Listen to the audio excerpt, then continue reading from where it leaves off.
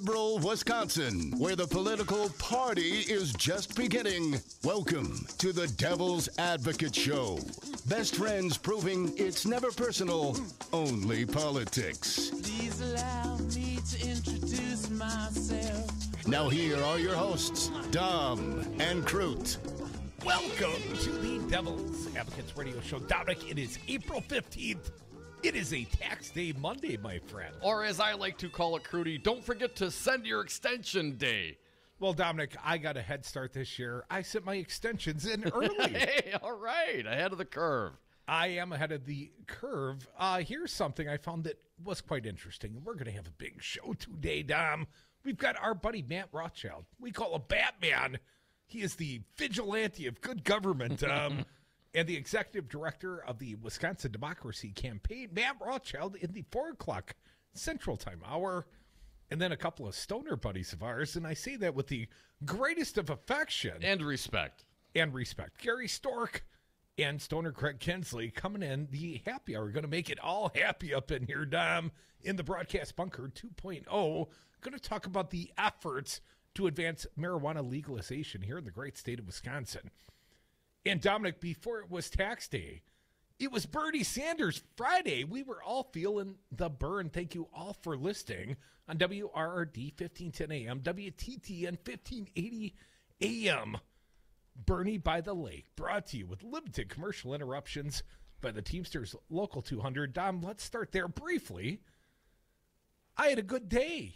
A little cold, a little brisk, but all in all, Bernie Sanders in my backyard, and we broadcast it live, man. That is a good day of radio as far as I'm concerned. Hell yeah, appreciate our friends joining us. Dave Weigel from the Washington Post, of course, and John Nichols from the Cap Times. And I got to say, 2,500, just under 2,500 supporters out there in the cold. I mean, if it was a sunny day like it was a few days earlier, it would have been double that. I guarantee it. But a lot of double love. That, about 10 times that, man. A lot of love out for Bernie in Madison. I hope he comes to Milwaukee. Bernie Sanders was barnstorming all across the upper Midwest this weekend. And I did note a couple of his rallies substantially bigger than the one in Madison. But that doesn't mean my hometown's not feeling the burn. It just means we didn't want to bundle up that warm. And we knew it was going to be on the radio, Dom. So there was that. Before I bring up, well, I guess I'll bring it up now. Why drag it out? Let's just talk about it, Dom. I must admit, I was listening to an inferior righty-whitey talk radio product earlier today. Why would you do that, Crudy? Getting your talking points for the day, were you? Oh, yeah. It wasn't Rush. Dominic, what I was doing is I was just seeing, do they put out an honest conversation? And the answer is absolutely not. Not if you predicate your honest conversations with facts. First and foremost, villainizing my boy Bernie Sanders for his Medicare for All pledge. Talking about the extreme cost and said, if we took all the rich people's money, if we took Bezos, and I forget how many he counted out, our friend Dan O'Donnell, not a truth teller per se, but a friendly guy. But he said, if you take all the rich people in the world and you take their money, you've only got like $4.3 trillion. I'm thinking, well, seems like a lot of money to me. But then Dan says, well, you couldn't even pay for his health care for all proposition for 1 year if you, took all the wealth. All the, accumulated, acquired wealth of those rich people. The top 1% of the 1%, whatever the case may be. Well, hell, we'd only pay for a couple years of our military. What's your point? Well, here's the point I would make. First and foremost, who said Jeff Bezos had to provide free health care for all America? I never did. I don't think Bernie did. In fact, Bernie didn't claim that this was free Medicare for all. He just claims it's going to replace current expenses that you're currently paying, only you're doing so to a private insurance agency that's probably taken 20% or more off the top between their profit and their marketing and their executive pay. Crudy, we have a couple quick sound bites of Bernie regarding his plan on the 2020. Let's go cut number one, please, Bri. Our proposal not only guarantees health care to all It eliminates deductibles and co-payments. I mean, minor detail there. There's going to be expenditures through tax liability. Certainly, taxes will go up, but no deductibles or copay. Let's play cut 2. Medicare for seniors does not cover dentures, right? Does not cover hearing aids, which are quite expensive. Does not cover eyeglasses. Our legislation for seniors covers dental care, eyeglasses, and hearing aids. Well, Sounds now good that to me. Bernie Sanders is 182 years old, Yeah. yeah, all these things pertinent to him and, you know, all the people of his age bracket. Well, here's the point I would make. Again, hearkening back to the righty-whitey inferior product I was listening to today. The disingenuous conversation going on.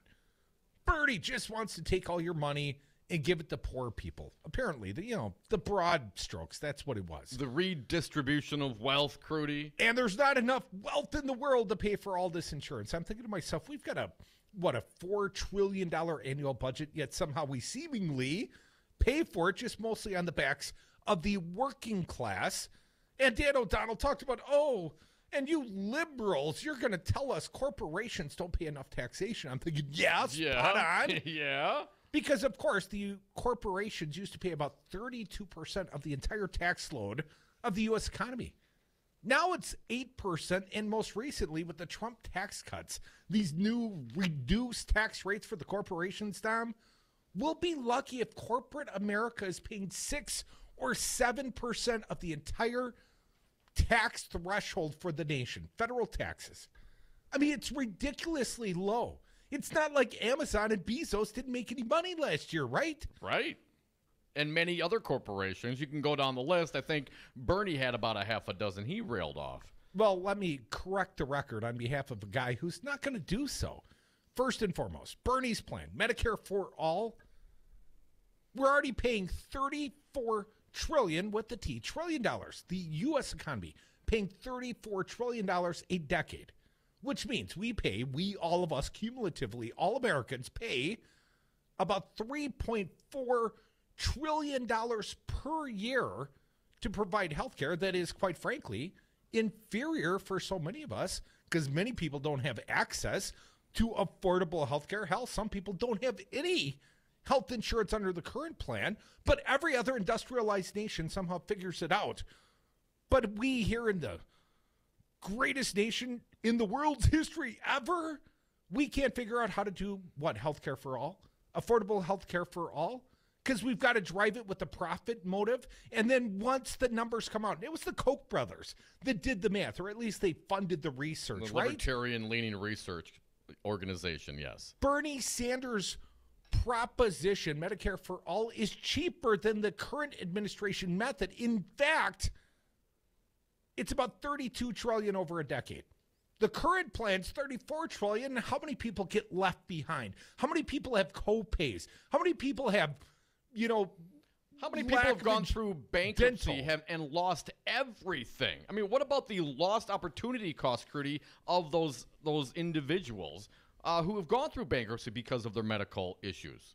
Well, we talked about Elizabeth Warren, a former Republican. I did not know that. We read an article from Politico on Friday. But part of what changed her mind, Dom, is she worked in the personal bankruptcy field, or at least she researched what happens.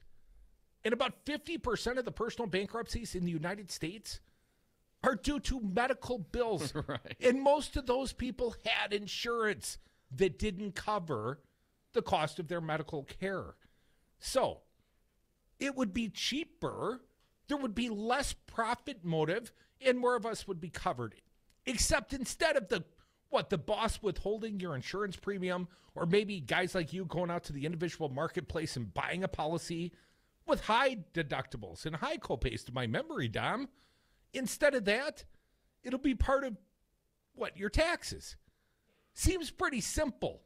I mean, we're really fighting over vocabulary here, right? Well, Except not when the Republicans tell it. The deductions are already there for the FICA, the Social Security, and Medicare. It would just be perhaps a little higher for the Medicare. But again, as Crudy mentioned, you would save the after-tax payments of those deductibles and co-pays and everything else that this industry is made to do, to suck every dime out of the consumers, because that's what it's all about. Corporations are there to make money, right? Well, the best way to do that, get a hostage clientele and milk them for everything they have. And then when there's nothing left to take, you light a match, you burn it down, and you take everything. They go bankrupt. And then what happens? Then they go on the social safety net. Then they can get Medicaid. Who knew Goodfellas was all about healthcare right? administration? Dominic, here's an interesting poll. The Hill reports only 18% of people say they are paying less under the Trump tax law.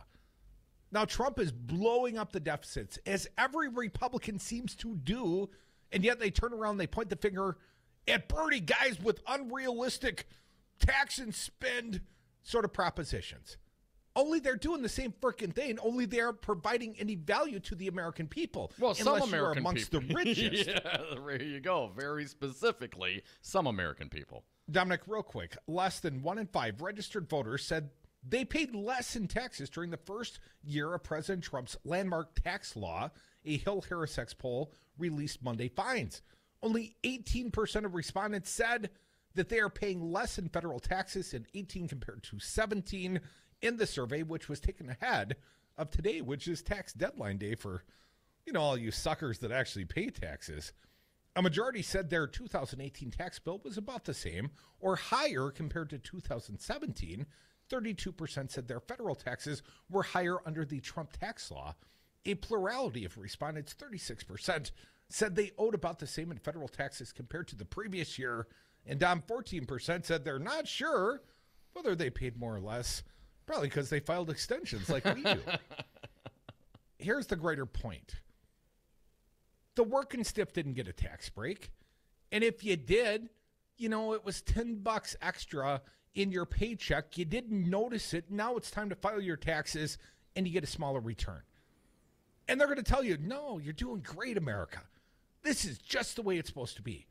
Only your insurance premiums, your health insurance premiums, I bet they spiked again this year. I bet they continue to go up. I mean, Republicans have been undermining Obamacare since day one, right? Yes. You damn near wrecked it. With a little bit of luck, Republicans, and a bad outcome in the courts. Hell, it might completely go away. And then we're back with nothing. We're back with insurance companies entirely driven by profit and lifetime caps. And they can throw you off for pre-existing conditions. I mean, that's what they're aspiring to go back to. Free market solutions, they call them, Dom. And I want to point something out when we come back from this first commercial break of the day. Taxes. The new Trump tax bill, Dom, well, it's a swell deal. Dan O'Donnell doesn't really understand it, doesn't really want to. But I had a little taxable circumstance very recently. Sold a company, got some cap gains, got to deal with them. And I looked into what you can do under the Trump tax deal. Yeah? Oh, it is a hell of a deal. I may never pay taxation on my capital gains. Never? Well, God forbid, Dom, that someone who's already been taxed on some money that went and made some gains should get taxed again. So Trump's giving us all a big fat loophole to drive a truck through and perhaps defer or eliminate all gain hell. Gain on the gain is eliminated. I'll tell you all about it. It is a sweet deal, but not for you. Just for rich people. Come back with us. More Devil's Advocates.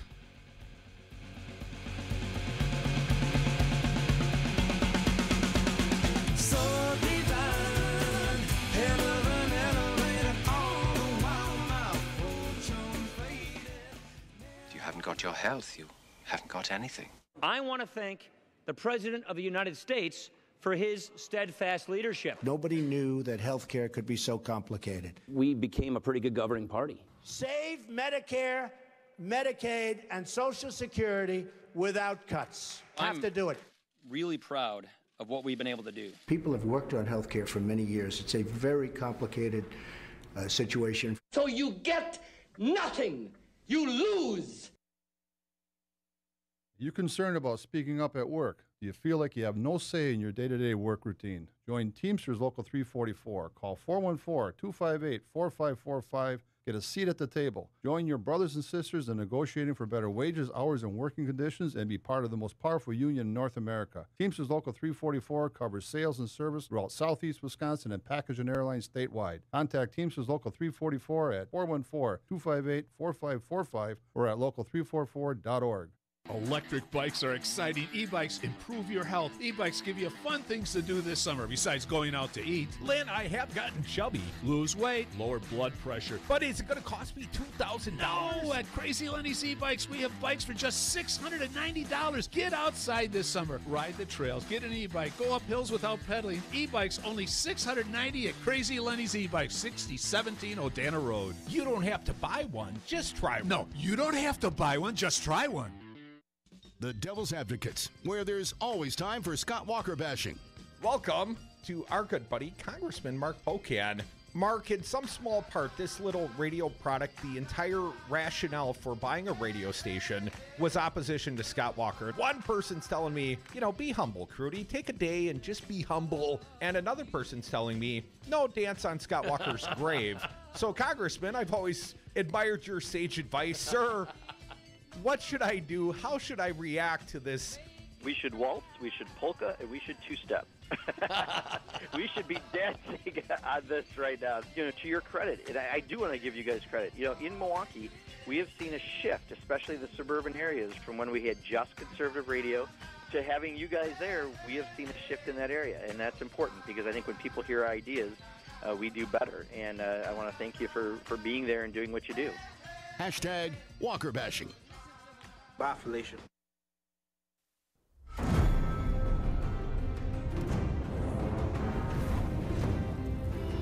The Devil's Advocates, because freedom. And we are back. Thank you for listening to the Devil's Advocates radio show, streaming on YouTube and Facebook. We're on Twitter at Devil Radio, and the party line always open. Talk or text, toll free, 844-967-2789. Dominic, the toughest question in Wisconsin last night, are you going to watch the Bucks game or Game of Thrones live for the first time in a year and a half? Season 8, the series finale. It started last night. I got to admit, I enjoyed the Game of Thrones. I skipped the Bucks. Oh, I watched the Bucks. They were dominating all my poor Pistons, but Milwaukee looking strong last night. Now, Dominic, I am going to educate people on the new Trump tax loophole that is a hell of a sweet deal. But I like to introduce a thought. We're also enthralled with this Game of Thrones. I know you watched, Fancy Brian watched, I watched.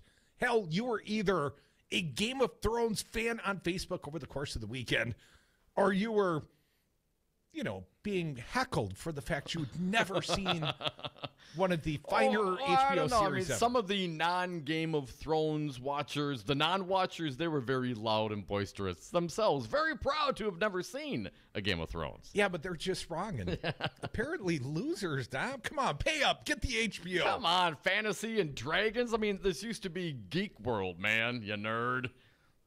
But you watched it as well, Tyrion Lannister. I know. I was always into it. Losers. I was They always are losers. into the sci-fi and the fantasy, entertaining stuff.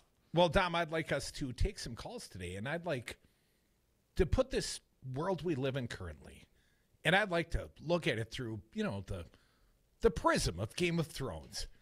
And there are different characters, and I'm talking about the political sphere, but of course, our world is greatly affected by Donald Trump and his administration. You can't really ignore it. You can skip the HBO, but you can't ignore Donald Trump. So for all my Game of Thrones fans out there, help me. Help me characterize different people. And let's start with the Trump administration, Dom. Who's Trump? I mean, King Joffrey, one would think, although the king is dead. Yeah. Joffrey is dead. He was, the child king, the petulant, spoiled king. Very inhumane. Yeah, I think that goes. I mean, it doesn't have to be a perfect match. Who does it resemble? I mean, what kind of personality, what characteristics, traits does Joffrey have with Donald Trump? I mean, if Joffrey could tweet, don't you think he'd be all over it like Trump? I think there's a great likelihood.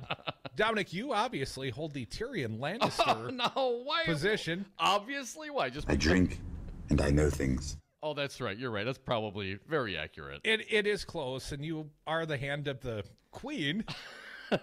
My lady. And Fancy Brian, he's what? Ignore. Hold door. Oh, hell. You're like the mountain. You're the mountain.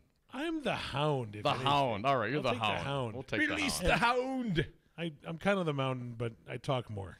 Now, I'll allow you and the audience to characterize yours truly, Dom. What is Crudy? Which character? I don't say Ramsey Bolton. I think Peter Baelish, right? Don't we think? I mean, always conniving, working the angles. Come on, man. Littlefinger? You must be confusing me with some Trump-like small-handed person. It would be big fingers if that were the If case. anything. They're more than adequate, I assure you. I promise. Quickly, let's let the people join in if they care to or make a political comment. 844-967-2789. Terry from Milwaukee, you're first today. Welcome. Oh, I'm first. How nice. Before I tell you what I was going to say, I just want to say thank you to whoever was able to get onto the tighty-righty conservative radio in Milwaukee. And before they cut him off, he said, listen to Resistance Radio. And I was like, what? And I was so happy because those other stations are just so horrible. But anyway, I'm 64 years old, and never before in my life have I ever had to pay taxes at the end of the year. And this year, $6,000 I have to pay. $6,000. I changed nothing. They just took away all of our exemptions. Wow, Terry, that's got to hurt. The king did just fine, though, I bet. And hell, Donald Trump's been under audit so long, I don't think he's ever paid taxes or paid them. Playing Game of Thrones today. Join us on the phones if you choose. 844-967-2789.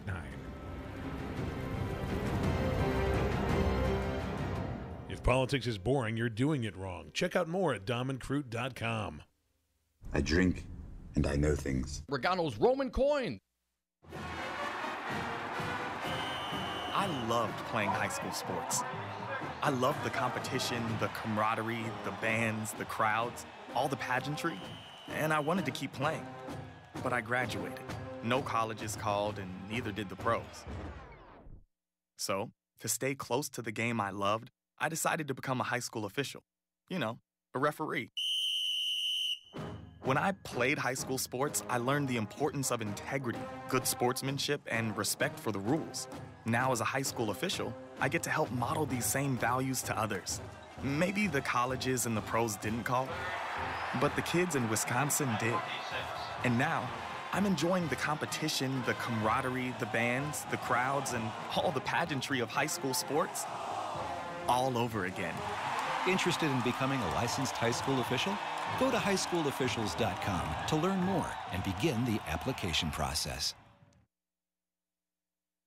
You are listening to Real Resistance Radio, WRRD 1510 AM Waukesha and WTTN 1580 AM Columbus. Always streaming at realresistanceradio.com.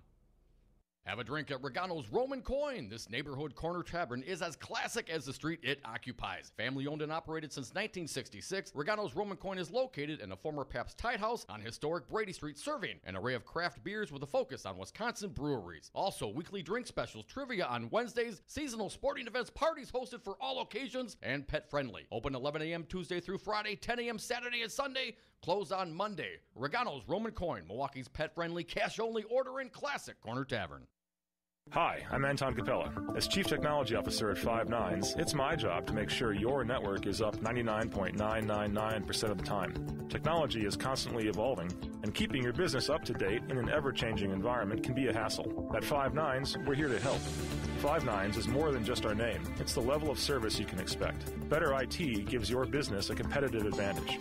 Learn how Five Nines can help at fivenines.com. That's the number 5, NINES.com. Long ago, you wouldn't think of galloping on a horse while doing calligraphy, and you wouldn't have attempted to ride your bike while typing a letter. Yet you think you can safely operate a multi-ton vehicle while texting? Behind the wheel is no place to multitask. If you want to BRB, drive now and text later. Lives depend on it. Visit StopTextStopWrecks.org, a message brought to you by the National Highway Traffic Safety Administration, Project Yellow Light, Noise, and the Ad Council. Dominic, Milwaukee got the DNC, but Miami, they got the first presidential debate. We'll go on the road. We're taking this show to Miami. Crudy once again dragging me all over the country, bringing the heat to Miami, Wisconsin style. Join us for a live broadcast Wednesday, June 26th and 27th. And don't forget the wrap-up show in Miami on Friday, June 28th. Special on the scene in Miami coverage on WRRT 1510 AM, WTTN 1580 AM, and Talk 92.7 FM. Produce Talk 1510 and 1580 AM. My name is Keith Gostad. In more Scott Walker news, the former governor will become an honorary chair of the Wisconsin-based Institute for Reforming Government. A statement on the nonprofit group's website says it, quote, seeks to simplify government at every level by offering policy solutions to thought leaders in American government in the area of tax reform, government inefficiency, and burdensome regulations, end quote. Official snow totals around the state of Wisconsin are in. Milwaukee yesterday got 3.1 inches. Union Grove, Wisconsin received 9 inches of snow. Good news is most of that snow is due to melt today. High of 49 in Milwaukee and 56 in Madison. Overnight lows in the low 40s. Chance of rain after midnight in Milwaukee. Tuesday, high of 52 with rain in the morning in Milwaukee and 66 in Madison. For News Talk 1580 and 1510 AM, my name is Keith Gostad.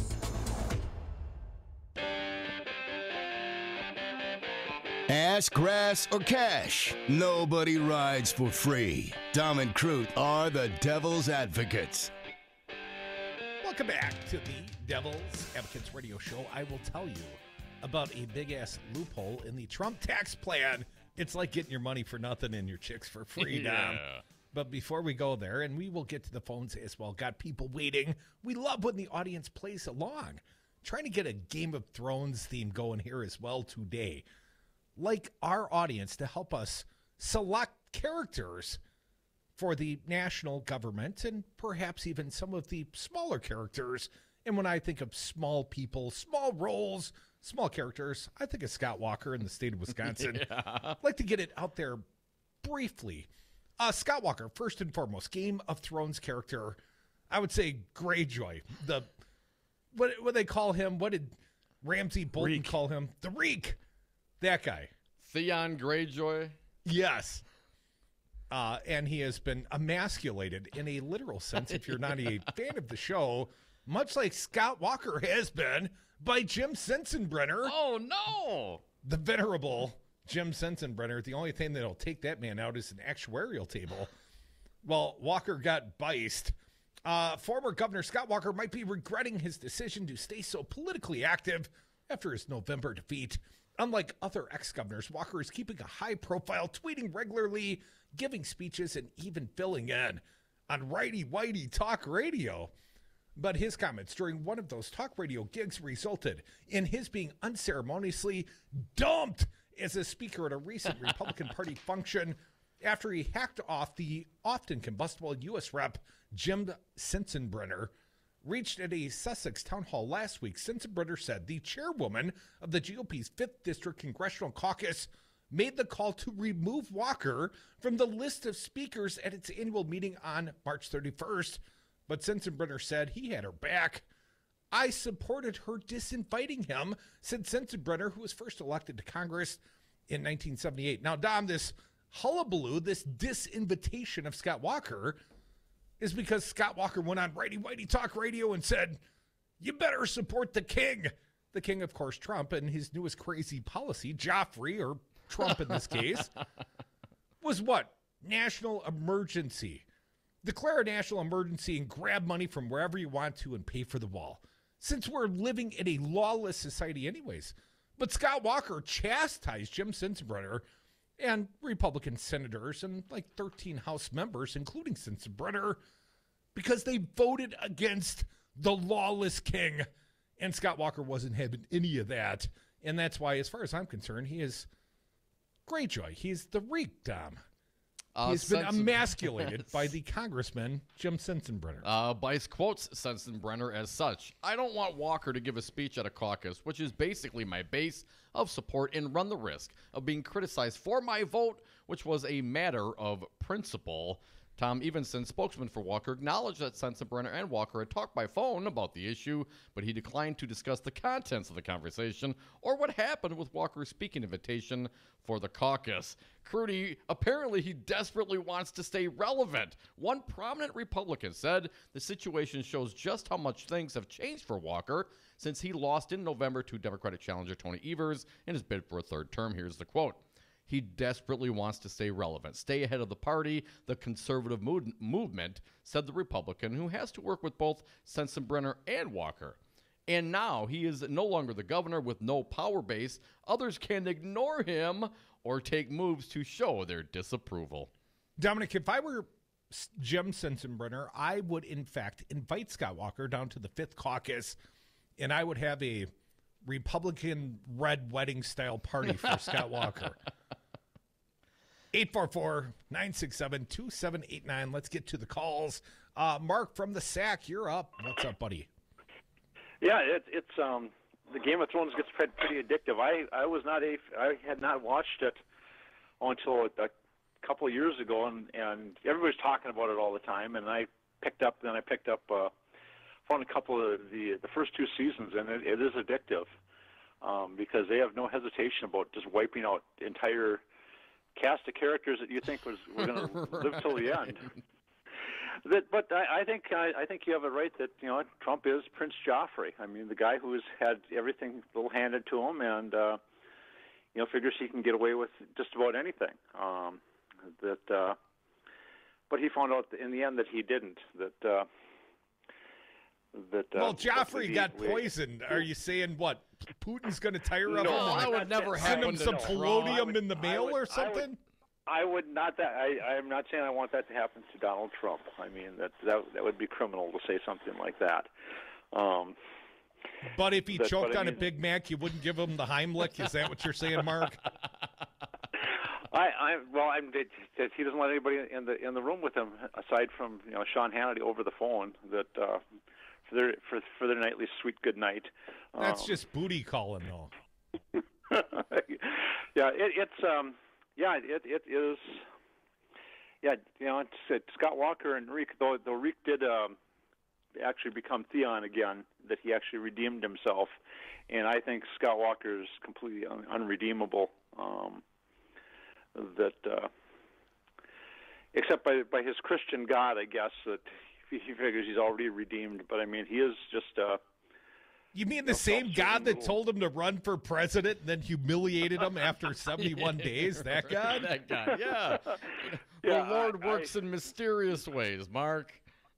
Yeah, well, it's very mysterious, that how Scott Walker has made it through life thus far. I mean, it's amazing that somebody with, I guess his talent is raising money and doing the bidding of the wealthy. That's his talent. Well, and with a complete lack of scruples, like Littlefinger. I mean that he's willing to do whatever it takes, to achieve power. But Littlefinger got served there in the end too by Arya. Which is one of the more satisfying ones. Yes. In the movie. Well, that and the phrase. So when she took them out, I was kind of sure when that happened too. The whole family. But in the whole political sphere, Scott Walker has no real royal lineage. You know what I'm saying? He's like come on, man. He's a preacher's the working class kid. college dropout. He's an Eagle Scout. Now, perhaps maybe we're thinking this wrong. Perhaps, the state of Wisconsin is Theon Greyjoy and Scott Walker is Ramsey Bolton. And that's what he did to this state. And then, of course, he gets kicked out of office, and perhaps the state of Wisconsin can now redeem themselves. Well, I would say the state of Wisconsin feasted on some Scott Walker flesh in November. Tony Evers, the new warden of the state of Wisconsin. The king of the north. Brock from Horicon, you can play along with the Game of Thrones or perhaps have a political thought here at 844-967-2789. Welcome, Brock. I would love to play along. I've never seen an episode of the show. Unfortunately, with this clown as president, I've been watching what seems to be a bad soap opera / crime story gone horribly wrong and off the rails. I don't understand what the appeal is. They talk about the tax returns. Well, you go on the IRS website, and I only got a B in math, so some stuff gets by me. That's how you end up with a B. So anyhow, when you figure out, like, a lot of people paid, I don't know, 1% or 2% less than income tax, supposedly, last year, over the previous year, and then you take away all the standardized deductions and itemized deductions, which lots of people have, like, I don't know, your mortgage and, college loan debt, and heaven forbid you have any medical expenses, but lots of people have those, as we've discussed about the main cause of bankruptcies and that sort of thing. So I'm not clear that I think if I recall correctly, the itemized threshold was like $13,000 in medical expenses before you could begin itemizing in prior years, and I'm not clear that you can itemize medical expense going forward. Right, not at all. So, and as anybody knows, you can't even hardly walk into the hospital without them handing you a bill, let alone arrive by ambulance or some emergency vehicle and need attention.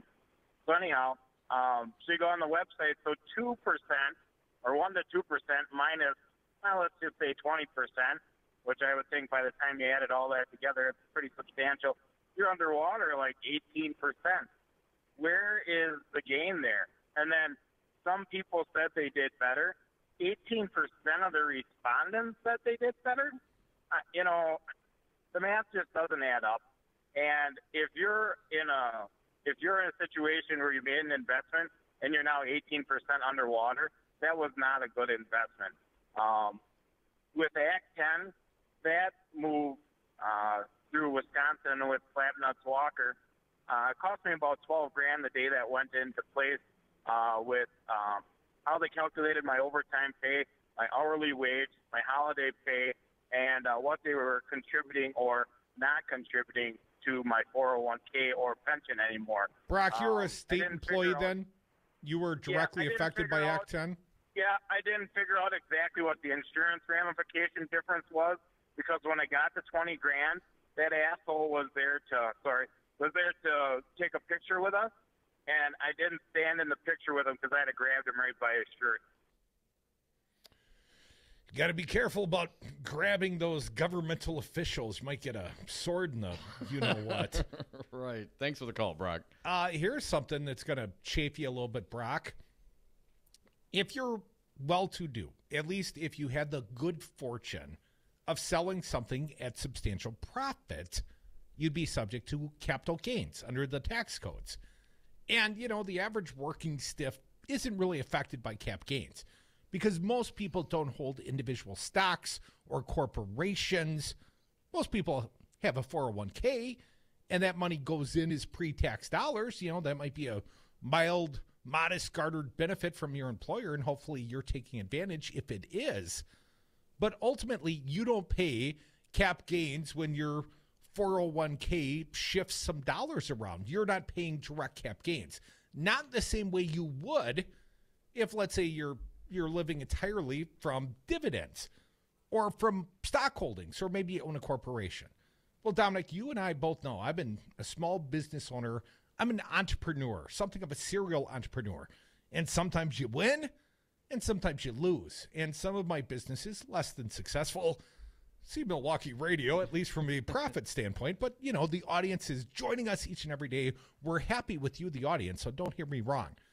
But I've had a successful business. I had the good fortune of selling it earlier this year.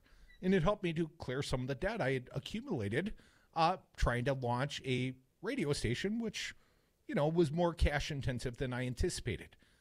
But here's the really good news, Dom. I got this other little station I'm trying to build in Madison. And my tax advisors, and I've got some of the best, they tell me, hell, there's this great new loophole under the Trump tax cuts. Ooh. Where you can effectively pay no cap gains. I'm like, tell me more. So let's say you sold something, and I'm going to use round numbers. Let's say you sold something and you garnered $1 million benefit. You bought something, it went up in value. Maybe it was art, maybe it was a business. You started a little business and it was worth $1 million the day you sold it. Well, under the tax code, you're subject to cap gains, about 25%. Seems fair-ish. You know, no one wants to pay their taxes, certainly not me, but seems fair.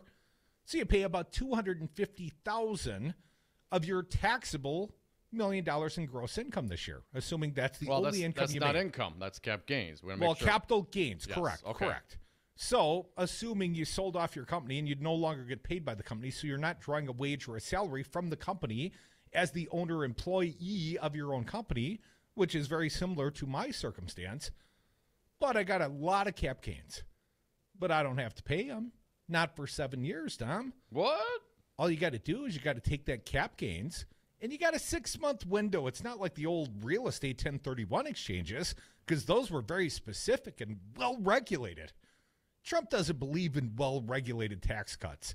So, you got about 6 months, and as long as you put the money in an opportunity zone, I mean, hell, there's 3 big ones right here in Madison.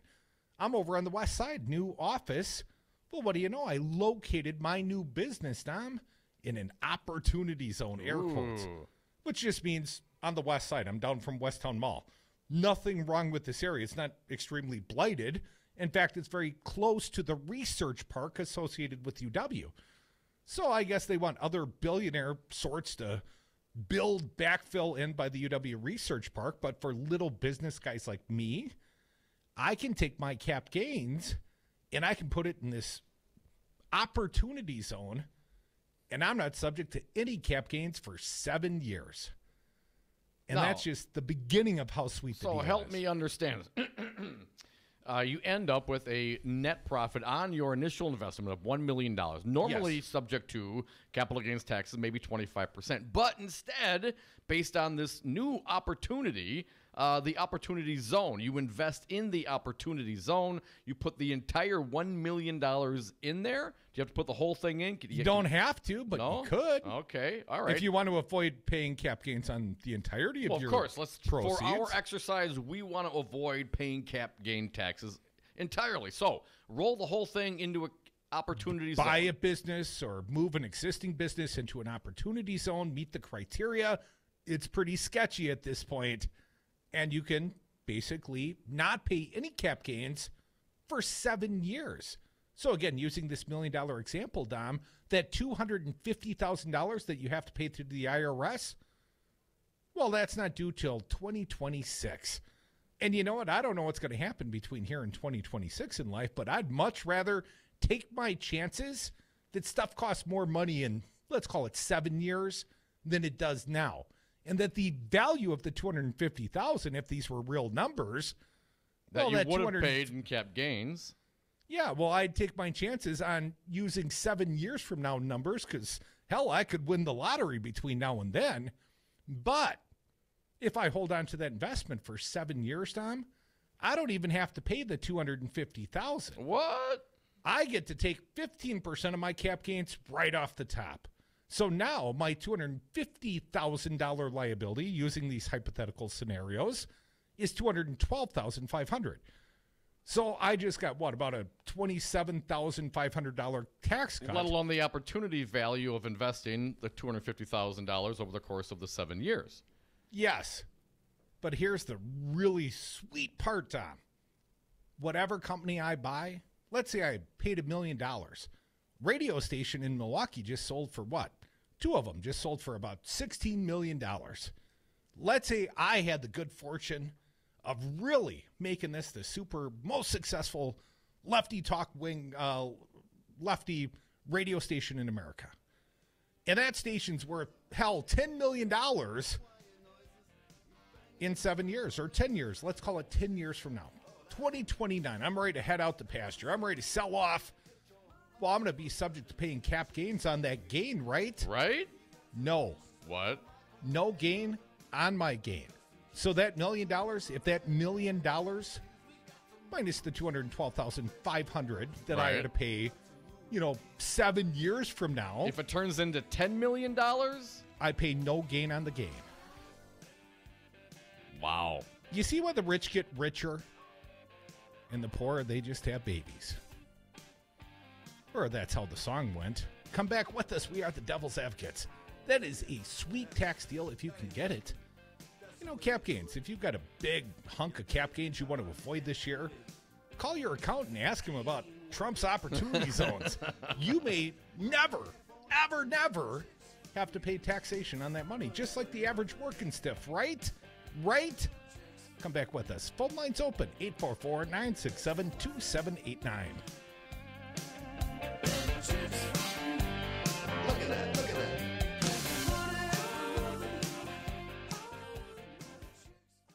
We can destroy them by burning them, and we can destroy them with dragon glass. Our economy's on fire. If we don't win this fight, then that is the fate of every person in the world. What do you think of these online reports that say you had a love child in college? Your mother was Lyanna Stark. And your father, your real father... Wasn't true. It was a Scott Walker, a Scott P. Walker. I'm Scott Kevin Walker. You've never been a bastard. You are Aegon Targaryen, true heir to the Iron Throne. No, I'm going to stay for a while. How about that? Shame. Brad Zog, owner of Zero Res Madison, resisting dirty carpets and harsh chemicals. Brad, why should people use Zero Res Madison? Why wouldn't you clean your carpets like this? We're not using any soaps. We're not using any chemicals. We cost about the same as the other guys. You look at it and you go, where's the downside? You got a completely green clean. That's awesome. We guarantee it. There's no downside. There's no downside. Use Zero Res. Call Zero Res today. 608-848-9000. Zero Res. Spell it forward or backward. It's the right way to clean. I don't see the support. I don't support it. Wisconsin Senate Majority Leader Scott Fitzgerald doesn't see the support for legalized medicinal marijuana, even though the 2018 midterm referendum in 11 counties and the city of Waukesha passed by over 79%. Call Scott Fitzgerald at 608-266-5660. Tell him you support legalized medicinal marijuana. No, I don't see it. This message was paid for by the People for People Corporation. Donate online at p4ppc.org, p4ppc.org. 5 Nines, your local single-source IT solutions provider, specializing in cloud technology, consulting, servers, networks, and hosting. We manage your IT so you can focus on running your business. Enjoy technology. Enjoy 5nines.com. 1 in 3 adults has prediabetes. That means it could be you, your best man, your worst man. Take the risk test at doihaveprediabetes.org to know where you stand. Brought to you by the Ad Council and its prediabetes awareness partners. Democratic National Committee Chairman Tom Perez, I got to ask you, in what percentage did the fact that Real Resistance Radio, WRD 1510, the fact that you can come after bar with us on Brady Street, Tom, how much did that factor into the site selection of Milwaukee, sir? There's that old saying, what's good for General Motors is good for America. What's good for Resistance Radio is good for Wisconsin and good for America. So it was huge. Listen to the Devil's Advocates live weekdays from 3 to 6 p.m.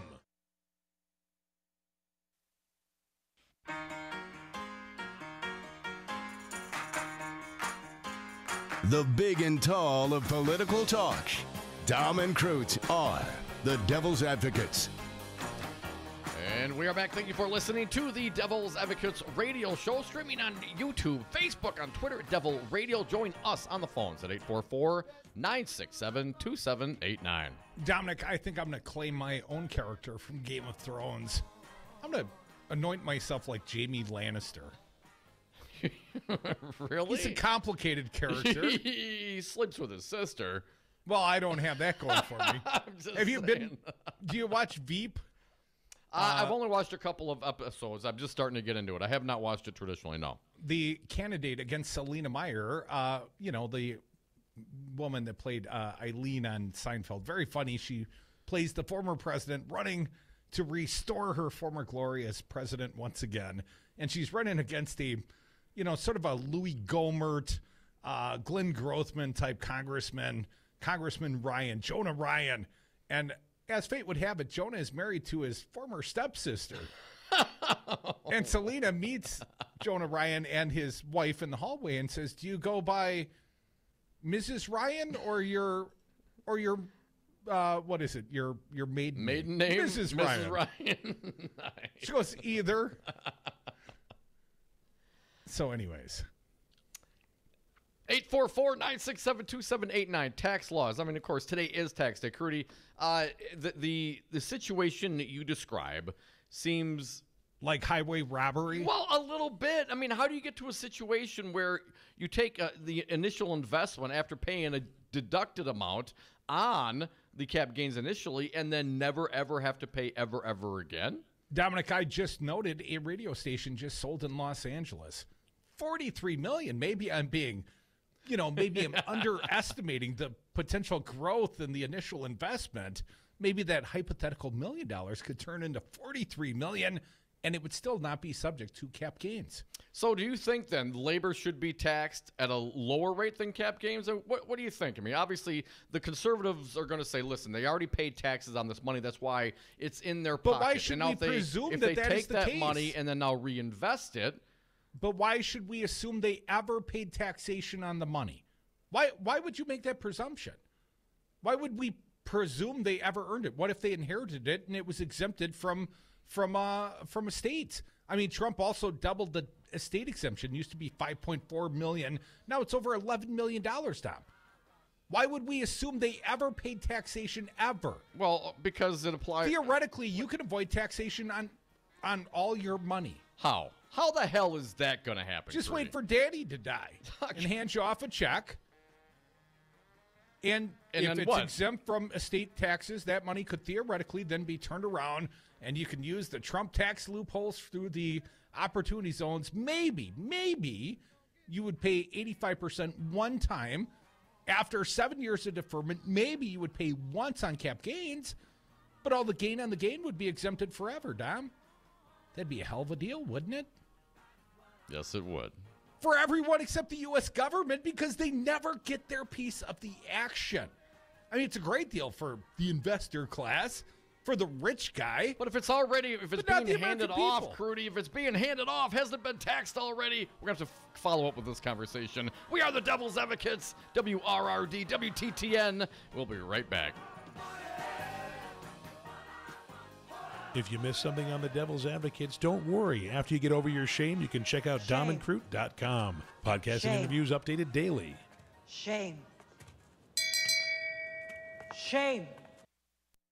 Brad Zog, owner of Zero Res Madison. Brad, why should people use Zero Res Madison? Why wouldn't you clean your carpets like this? We've got a patented system. We also do another step that most people don't do. We have a double rotating brush machine that we use when we pre-treat the carpet. So this helps dig up any of that stuff that's deeper in your carpet that the vacuum doesn't get. We're going to provide that intermediary step before we clean with our empowered water. Call Zero Res today, 608-848-9000. Zero Res. Spell it forward or backward. It's the right way to clean.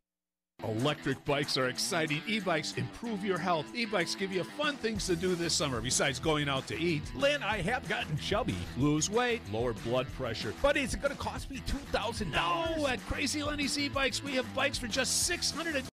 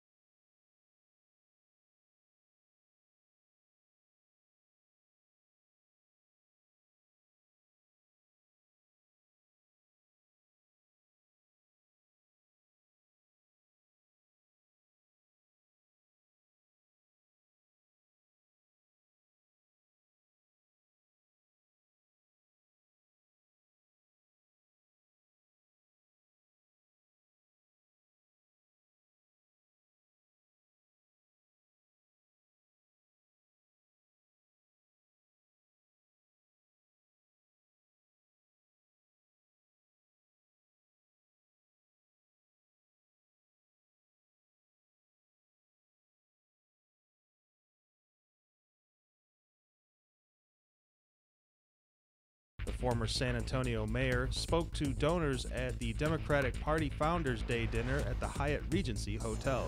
And a man working at the BMW dealership in Glendale was charged with 3 felony counts of capturing intimate representation without consent when it was discovered he had installed cameras in the women's bathroom at the dealership.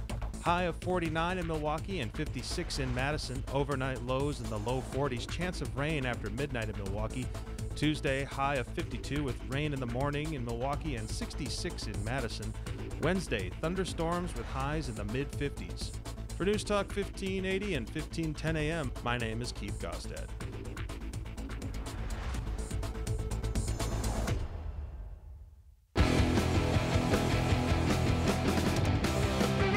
Advocates, so relevant they have one foot in tomorrow. Welcome back to the Devil's Advocates Radio Show. It's a tax day Monday. I have filed my extension. I feel like 70% confident. 70% confident of what? That my accountant filed an extension for me. I think we filed an extension early this year, Dom. The guy that's been helping me with my taxes for WRRD's a little behind, I hear. So, anyways, Dom, it's tax day, but it's always a political day, and it's always a political party when you listen right here. Devil's Advocates, you can call us. You can join us at 844-967-2789. Your calls and texts appreciated. Well, Dominic, there is some breaking news. There is a new presidential candidate. I know you fine liberals, you progressives, you Dems, you're kind of getting tired of counting the field. And no, it's not Joe Biden. Joe has not jumped in. It's Bill Weld. And you may ask yourself, who the hell is Bill Weld? He's a Republican, Dom. Donald Trump is getting primaried by a Republican, CNN reports. Former Massachusetts Governor Bill Weld announced Monday he is officially entering the race for president, becoming the first Republican to challenge President Donald Trump in the 2020 race. Here's a statement from Bill Weld. Ours is a nation built on courage, resilience, and independence. In these times of great political strife, when both major parties are entrenched in their win-at-all-cost battles, the voices of the American people are being ignored and our nation is suffering. Weld, who had previously formed an exploratory committee, said in a statement. Here's a little more from the statement, Tom. It is time for patriotic men and women across our great nation to stand and plant a flag. Well, Fred did that last week for Milwaukee Day, right? Yeah. It is time to return to the principles of Lincoln, equality, dignity, and opportunity for all. There is no greater cause on earth than to preserve what truly makes America great. I am ready to lead that fight. Well, Dominic, apparently former Governor Bill Weld ready to primary Donald Trump from the sane side of the ticket. CNBC also reporting on this story. They say on the video, Weld touts his conservative principles and successes as the first Republican governor of Massachusetts in more than a decade. He depicts a corroded, Democrat-led political machine that leaned heavily on tax increases and welfare programs and casts himself as its libertarian antithesis, declaring that America deserves better. The video then shifts to Trump, targeting some of the president's most controversial remarks. It includes clips of Trump dismissing the late Arizona Senator John McCain's service in the Vietnam War, appearing to mockingly mimic a disabled reporter, and boasting about groping women without their consent in the now infamous Access Hollywood tape. Dominic, libertarian leaning begs the question, what is Aleppo? What is Aleppo? Now, do you feel like the libertarians have properly lived down the candidacy of Gary Johnson? Can we move on from Gary or is he the front runner again? I don't know, man. Gary, two times, two presidential elections in a row ran. If he's running as a Republican, he's not running as a libertarian. Now, he may claim some libertarian roots, but I'm all down for it. I'd love to see somebody stand up on the right and push back against Donald Trump. Now, perhaps that may not mean a whole lot of difference in the policies, but certainly the behavior and the, I don't know, let's call it treason of this current president. I just hope he gets gone and somebody else can And I appreciate Bill Weld step up. You know, Trump's going to come swinging at him with everything he has. I sure hope so. I sure hope that Bill Weld becomes a major primary distraction for Donald Trump. Now, let's not forget, there's lots and lots of Democrats. 18, maybe 19 at most recent count. You know, someone once said when you got 19, you don't have anybody. Well, I said when you have 17, you've got no one. And I was talking about the Republican field in 2015 and 16, Don. But the greatest difference, I mean, almost every one of those Republicans were second-tier losers. I mean, really, they were. As human beings, as candidates, as politicians. As human beings. And yes, losers. Yes, they are losers. losers. I mean, think about the field, Dom. You had what? You had guys like Rick Santorum.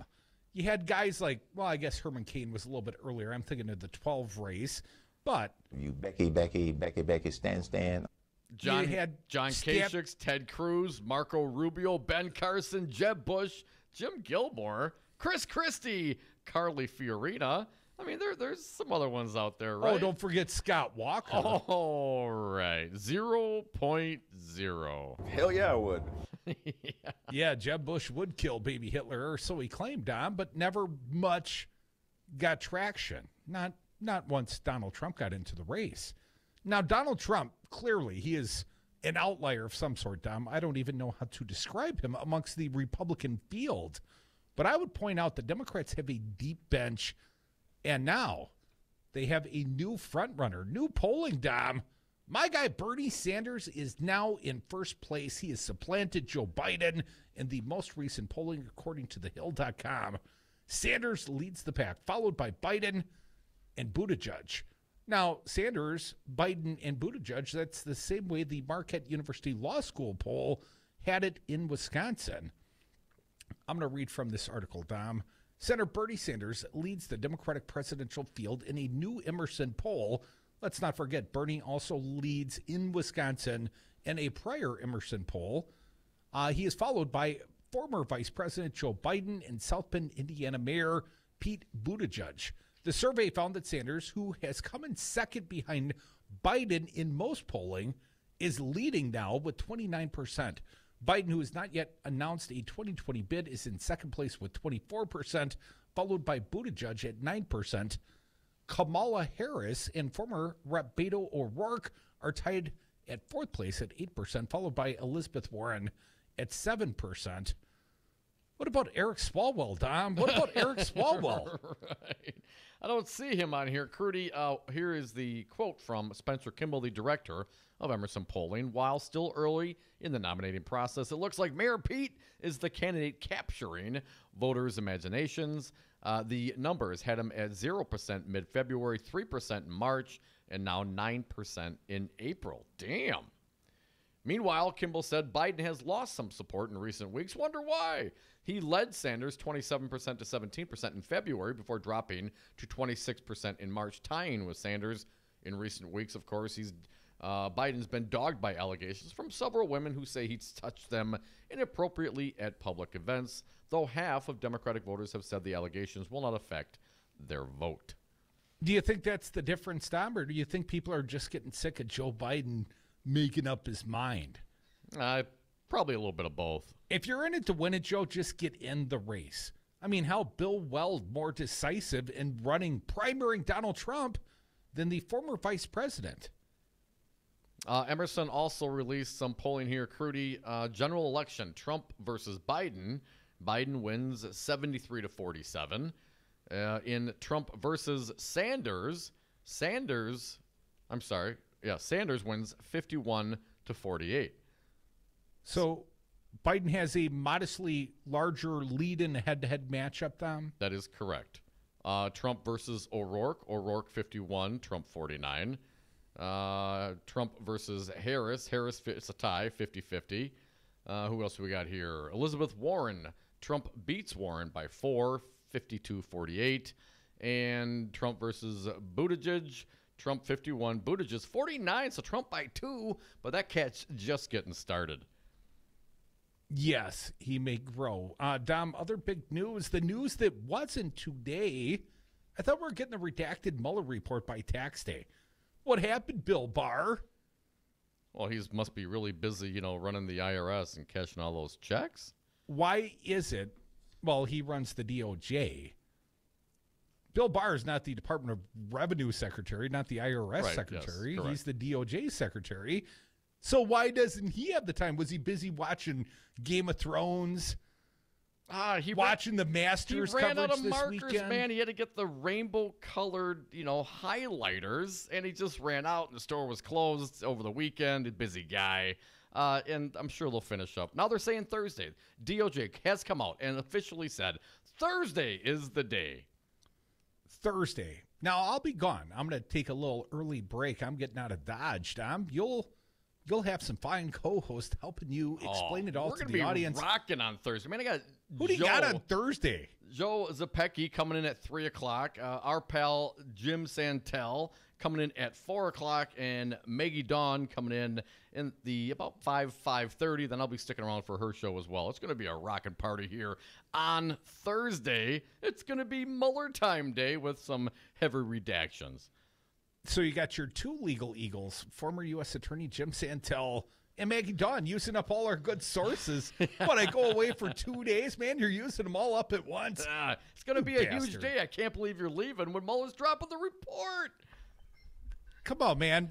Mueller's not doing anything. Bill Barr is waiting until the day before Good Friday, right? Yeah. I mean, if you're looking to bury this report, obviously Bill Barr's doing anything he can do to help Donald Trump win the PR war on this Mueller report, even the redacted version thereof, because I think there's a hell of a lot more in there than Bill Barr has let on to date, Dom. You think? Yeah, I do. But even this highly redacted copy, and we haven't seen it yet, could be over 400 pages. Well, what? Everyone's going to go home and digest that and some Easter ham? Talk about it over Easter dinner. Maybe they'll pray on it. Dominic, here's one interesting article since we're talking about the Trump presidency. Trump ditches one-on-one meetings with the vice president. Wouldn't you? I mean, would you want to have one-on-ones with Pence? Only if I was Hall & Oates. Dominic, President Trump has largely abandoned the tradition of one-on-one lunches with the vice president, according to The Atlantic.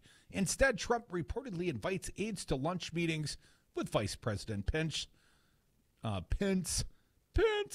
During those meetings, a big screen television is tuned to cable news, according to the news outlet, which added that Trump frequently yells at the TV and will break from the lunch to discuss a response with aides if he sees something on the screen that angers him.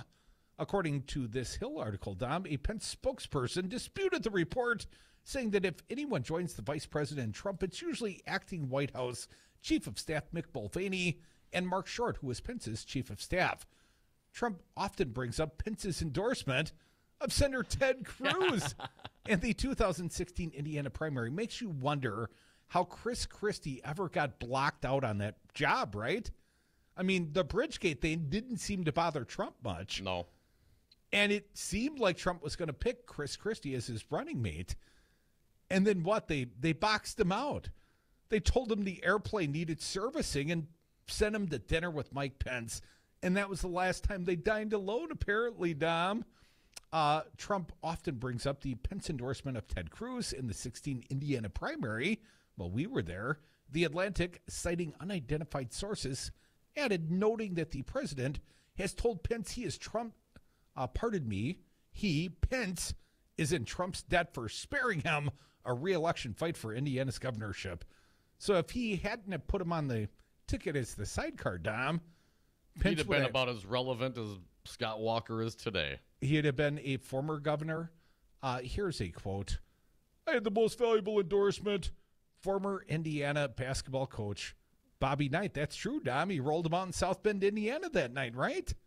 Yeah, those two are a pair. Or what? No, I might be wrong. I think he had Digger Phelps in South Bend, Indiana. Would seem only logical. That, of course, is where the American Notre Dame University is, not the one burning in France right now. He had Digger Phelps at the rally we were at, but bragged about having Bobby Knight the night before appear at a rally for him, right? Mm-hmm. I won the primary, and now look where you are, Mike. The one-on-one meeting format has historically been viewed as a way to strengthen the relationship between the president and the vice president and prevent leaks, according to The Atlantic. As early as June of 2017, aides have claimed Trump yelled at TV sets displaying coverage of special counsel Robert Mueller's investigation.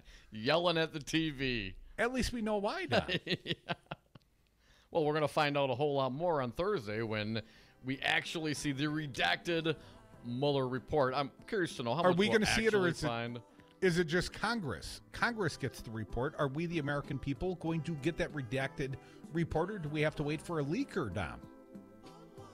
I guess that's a great question, Crudy. I was under the impression this would be released publicly. It is the redacted version. Why would they give the redacted version only to Congress? Just to stick it to the American people, Dom. They're releasing it on the Thursday before the Easter holiday.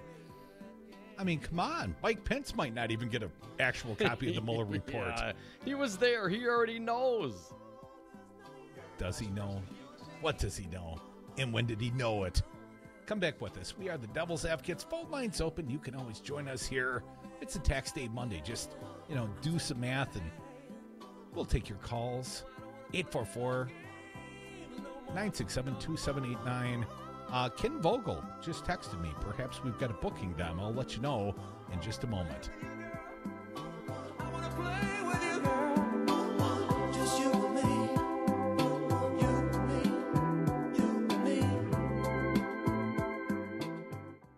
We can do one-on-one with Mexico, one-on-one with Canada.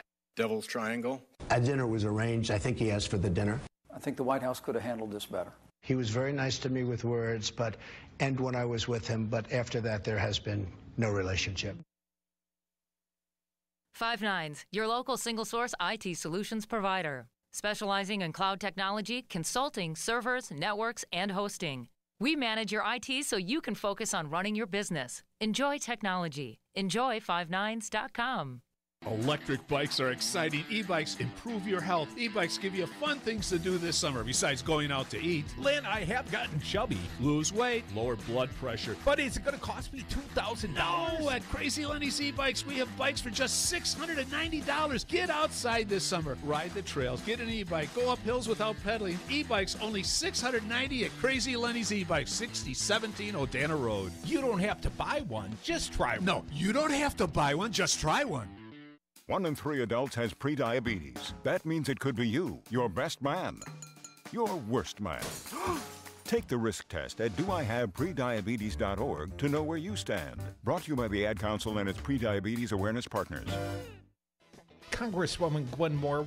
I thought it was really important to share with people my diagnosis of cancer. The Affordable Care Act is the kind of thing that's going to keep me alive for a long, long time. Why? Because they can't throw me off of my health insurance simply because I have cancer. The Affordable Care Act, Obamacare provided for that. They can't raise my rates and my premiums so high beyond community rating and beyond age rating. Obamacare created that. They can't cap the amount of benefits that they are willing to give me over a lifetime. I have medicine that costs $18,000 a month. They can't force me to pay out-of-pocket costs beyond a certain point. All of that happened because of Obamacare. Thank you, Obama. You can listen to the Devil's Advocates interviews at domandcroot.com. Click on the podcast tab and select interviews. That's domandcroot.com. Aleppo? What is Aleppo? Dom and Croots are the Devil's Advocates. And we are back. Thank you for listening to the Devil's Advocates radio show, streaming on YouTube and on Facebook. We're on Twitter at Devil Radio and the political party line. Talk or text toll free 844-967-2789. Rick texts us out. Trump's bailing out of Washington Thursday, hiding out in Palm Beach. Hell, maybe we'll get a massage while he's down there, Rick. Thanks for reaching out and joining the party, man. Reaching out Robert Kraft style? Do you remember the old AT&T commercials? Reach out and touch someone. Vaguely, yes. Dominic, we've got a fine show coming tomorrow as well. I just booked Ken Vogel, New York Times, He will be joining the show either in the 3 or 4 o'clock hour. I will confirm a time when I'm able, but I can confirm he'll join us tomorrow. And another fine journalist will join us, our friend Jessie Apoyan. But she's not just a journalist, Tom. She's multifaceted now. She's now writing editorial submissions for the Cap Times today, her very first. She will join me here in the Broadcast Bunker 2.0 tomorrow. So Jessie's offering opinions now? She is. Awesome. She never used to do that. No, you try. I had to tease her off air. I said, how can you possibly offer an opinion and still be a fine journalist at heart? I said, I pull it off, but, the average bear, it's too difficult. Oh, Jessie's awesome. So she's coming on tomorrow as well. Look, I got some journalists coming around tomorrow. That's awesome. Journalist / editorial list. Yes. Kind of like ourselves, Dom. Yeah. We're all multifaceted around here. Here's one I want to throw out there for your consideration. Alexandria Ocasio-Cortez. Now, she gave a little bite about the growing Democratic field. Here's what she had to say. I'll skip to the meat of the story. As the second most talked about politician in the country, any Democratic presidential hopefuls would love an endorsement from Rep. Alexandria Ocasio-Cortez. She's not let slip who she's backing yet, but has now made clear she won't be who she won't be supporting. In an interview with Yahoo News podcast Skullduggery, the Congresswoman was asked which candidate she would back in the Democratic race. Now, here's a quote from AOC. I truly do not have one yet. I truly do not, she replied, but added that the prospect of Biden's run doesn't animate her and that she has a lot of issues with the potential Biden bid. She was an organizer for Bernie Sanders' 2016 campaign and hinted that she may back him again. I'm very supportive of Bernie's run. I haven't endorsed anyone, but I'm very supportive of Bernie, aren't we all? Ocasio-Cortez said, adding, I also think what Elizabeth Warren has been bringing to the table is truly remarkable and transformational. Asked if she would ever run for president, she replied, I really don't know. I think about it every once in a while, but this is pretty hard already. She's a freshman congressman, Dom. Alexandria Cortez. Crudy, I do have to say this, though, also. And I want to get your opinion on this. Speaker Pelosi pushing back a little bit. Here's a quote from Pelosi. Asked by Leslie Stahl, 60 Minutes, this is from The Hill, asked by Leslie Stahl about potential insurrections or pushback from the progressive wing of the party, Pelosi responded, that's like 5 people. She also disputed that there was a distinction between herself and progressive Democrats, saying she herself identified as a progressive. When Stahl asked for Pelosi's thoughts on the left wing of the party pushing initiatives such as Medicare for All, which Stahl said were allowing the president to say, you're all socialists, Pelosi noted the GOP made similar claims when former President Lyndon Johnson led the creation of Medicare in the 1960s. This is an ongoing theme of the Republicans, Pelosi said. However, I do reject socialism as an economic system. If people have that view, that's their view. That is not the view of the Democratic Party. By and large, whatever orientation House Democrats came to Congress with, they know that we have to hold the center, that we have to go down the mainstream, she told Stahl. The mainstream.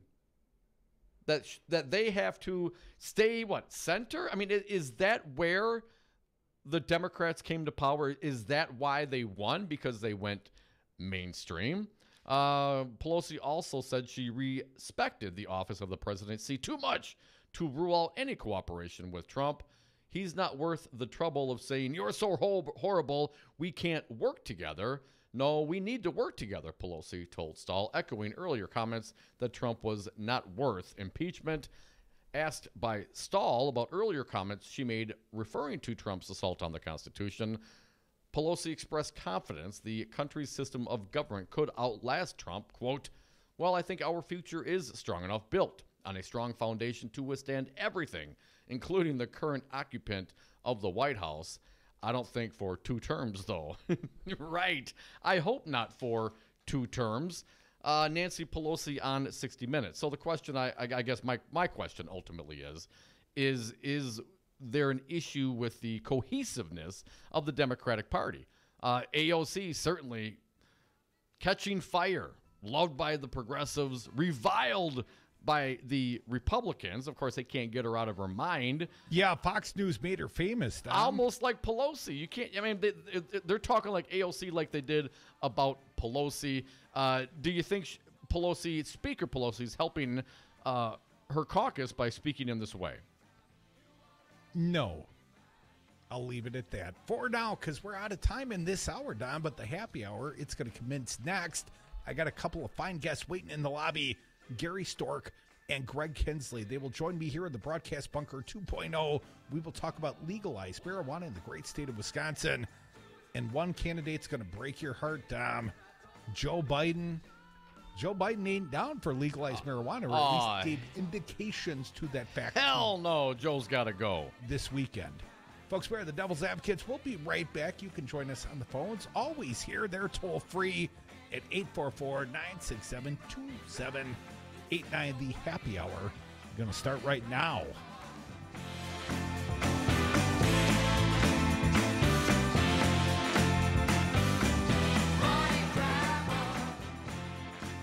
Want to see the super sexiest political show on earth?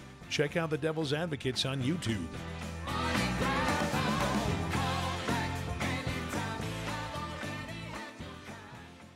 I was sad for America. I was sad for America. Brad Zog, owner of Zero Res Madison. Brad, why should people use Zero Res Madison? Why wouldn't you clean your carpets like this? We've got a patented system. We also do another step that most people don't do. We have a double rotating brush machine that we use when we pre-treat the carpet. So this helps dig up any of that stuff that's deeper in your carpet that the vacuum doesn't get. We're going to provide that intermediary step before we clean with our empowered water. Call Zero Res today, 608-848-9000. Zero Res. Spell it forward or backward. It's the right way to clean. You concerned about speaking up at work? Do you feel like you have no say in your day-to-day work routine? Join Teamsters Local 344. Call 414-258-4545. Get a seat at the table. Join your brothers and sisters in negotiating for better wages, hours, and working conditions, and be part of the most powerful union in North America. Teamsters Local 344 covers sales and service throughout Southeast Wisconsin and package and airlines statewide. Contact Teamsters Local 344 at 414-258-4545 or at local344.org. You are listening to Real Resistance Radio, WRRD 1510 AM Waukesha and WTTN 1580 AM Columbus. Always streaming at realresistanceradio.com. Special report, Notre Dame Cathedral on fire. Authorities in Paris are optimistic the two towers and structure of the Notre Dame Cathedral have been saved from a massive blaze. Correspondent Hadass Gold is with the crowds gathered on the street. People are now applauding. I don't know if because now it seems as though the fire is at least somewhat contained. There are fire trucks now moving away. Then it seems as though most of the fire, at least from what we can see from the back of Notre Dame, has gone down. This is the first time, I have to say, in hours that we are not seeing fire just billowing out of here. Gold says firefighters will be working through the night. We can no longer see the bits of the fire coming out of the roof, so that does seem to be an improvement. Right now they're still shooting water cannons onto it, but it looks like a different Notre Dame than what I saw just yesterday when I was here. The outline is completely different. One firefighter has been seriously injured at the scene of the Notre Dame fire. I'm Ann Cates. Former Massachusetts Governor William Weld has become the first Republican to take on President Trump for 2020. Weld says he's concerned about our country. I really think if we have 6 more years of the same stuff we've had out of the White House the last 2 years, that would be a political tragedy, and I would fear for the Republic. So I would be ashamed of myself if I didn't raise my hand and run. Congress and the public will get a look at the findings of the Russia probe on Thursday. Correspondent Bob Costantini. When word from the Justice Department about the redacted report's release came, President Trump was flying to Minnesota. He tweeted from Air Force One, the Mueller report, which was written by 18 angry Democrats who also happened to be Trump haters and Clinton supporters, should have focused on the people who spied on my 2016 campaign and others who fabricated the whole Russia hoax. Losses to start the trading week on Wall Street. The Dow Jones Industrial Average fell 28 points. The S&P off 2. The Nasdaq down 8. I'm Ann Cates. Electric bikes are exciting. E-bikes improve your health. E-bikes give you fun things to do this summer besides going out to eat. Lynn, I have gotten chubby. Lose weight, lower blood pressure. But is it going to cost me $2,000? No, at Crazy Lenny's E-Bikes, we have bikes for just $690. Get outside this summer. Ride the trails. Get an e-bike. Go up hills without pedaling. E-bikes only $690 at Crazy Lenny's E-Bikes, 6017 Odana Road. You don't have to buy one. Just try one. No, you don't have to buy one. Just try one. If you're like a lot of companies, you know you need IT, but you aren't sure where to start. That's where Five Nines comes in. Hi, I'm Todd Stryker, President and CEO.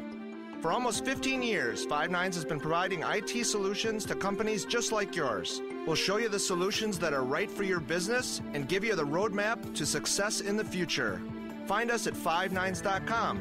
That's the number 5, NINES.com. The measles outbreak in the U.S. is approaching a record. More than 500 measles cases reported in 2019. That's the second highest number for the United States in 25 years, according to the Centers for Disease Control, and we're only 4 months into the year. Experts point to one reason for this year's outbreak: the power of the anti-vaccination movement.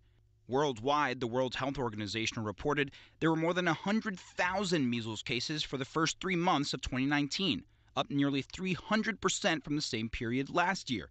Measles was declared eliminated in the U.S. in the year 2000, and that won't change unless the disease is continuously transmitted for longer than 12 months.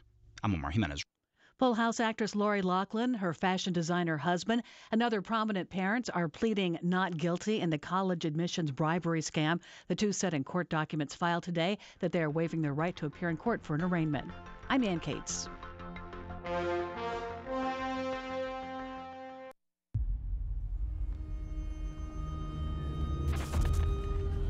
Opiates has taken everything and everyone I've ever loved away from me. Everything. I blew my ankle out and I got prescribed pain pills by my doctor. If making my detox public is gonna help somebody, I'm all for it. I just wish I would have had a warning. Opioid dependence can happen after just 5 days. Know the truth, spread the truth. A message from Truth, the Ad Council, and ONDCP. Eric Holder, he's the former U.S. Attorney General and current chair of the National Democratic Redistricting Committee. The notion that Scott Walker is saying that we are doing something to push partisan gerrymandering, that is the pot calling the kettle total black. I mean, that's absurd. He is one of the architects of among the most gerrymandered states in the Union. All we're pushing for is a fair process come 2021. Listen to the Devil's Advocates live weekdays from 3 to 6 p.m. For News Talk 1510 and 1580 AM, my name is Keith Gosted. Former Governor Scott Walker was recently removed from the list of speakers at a GOP event based on comments he made while guest hosting local talk radio. Walker was critical of Representative Jim Sensenbrenner, who was one of 13 House Republicans that voted against President Trump's national emergency declaration to fund a wall at the U.S.-Mexico border. Sensenbrenner went on the record saying he didn't want Walker to give a speech to his base of support and run the risk of being criticized for his vote, which he called, quote, a matter of principle.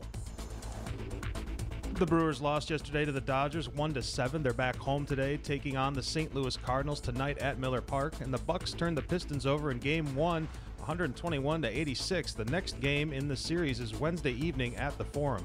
For News Talk 1510 and 1580, I'm Keith Gosted. Warning, you are about to listen to the greatest radio show ever. And due to contractual obligations and to shield our airwaves' corporate licensees from any semblance of liability, responsibility, and gullibility, we must tell you the views represented on this show are not necessarily those of this station or its management. This radio show contains differing points of view on current political topics, and due to the nature of its contents, it should be heard by everyone. Thank you for listening. 3, 2, 1. Now live from the heart of liberal Wisconsin, where the political party is just beginning, welcome to the Devil's Advocate Show. Best friends proving it's never personal, only politics. Please allow me to introduce myself. Now here are your hosts, Dom and Crute. Welcome back to the Devil's Advocates Radio Show. And we are back. Thank you for listening to the Devil's Advocates Radio Show. Having some technical difficulties, apparently, with our studio in Madison. Sit tight. We'll get right back to it. Our pals, Gary Storck and Greg Kinsley, going to join us to talk about marijuana here in the state of Wisconsin. I don't know if everyone knew this, but about a week ago, there was some articles published. I'm looking at one from the Journal Sentinel. Susie Kazar from the Wisconsin Center for Investigative Journalism. Marijuana advocates have hope, but resistance in Wisconsin legislature remains. Shocking. And before we get to our guests, we'll read a little bit of this while we hook this connection back up.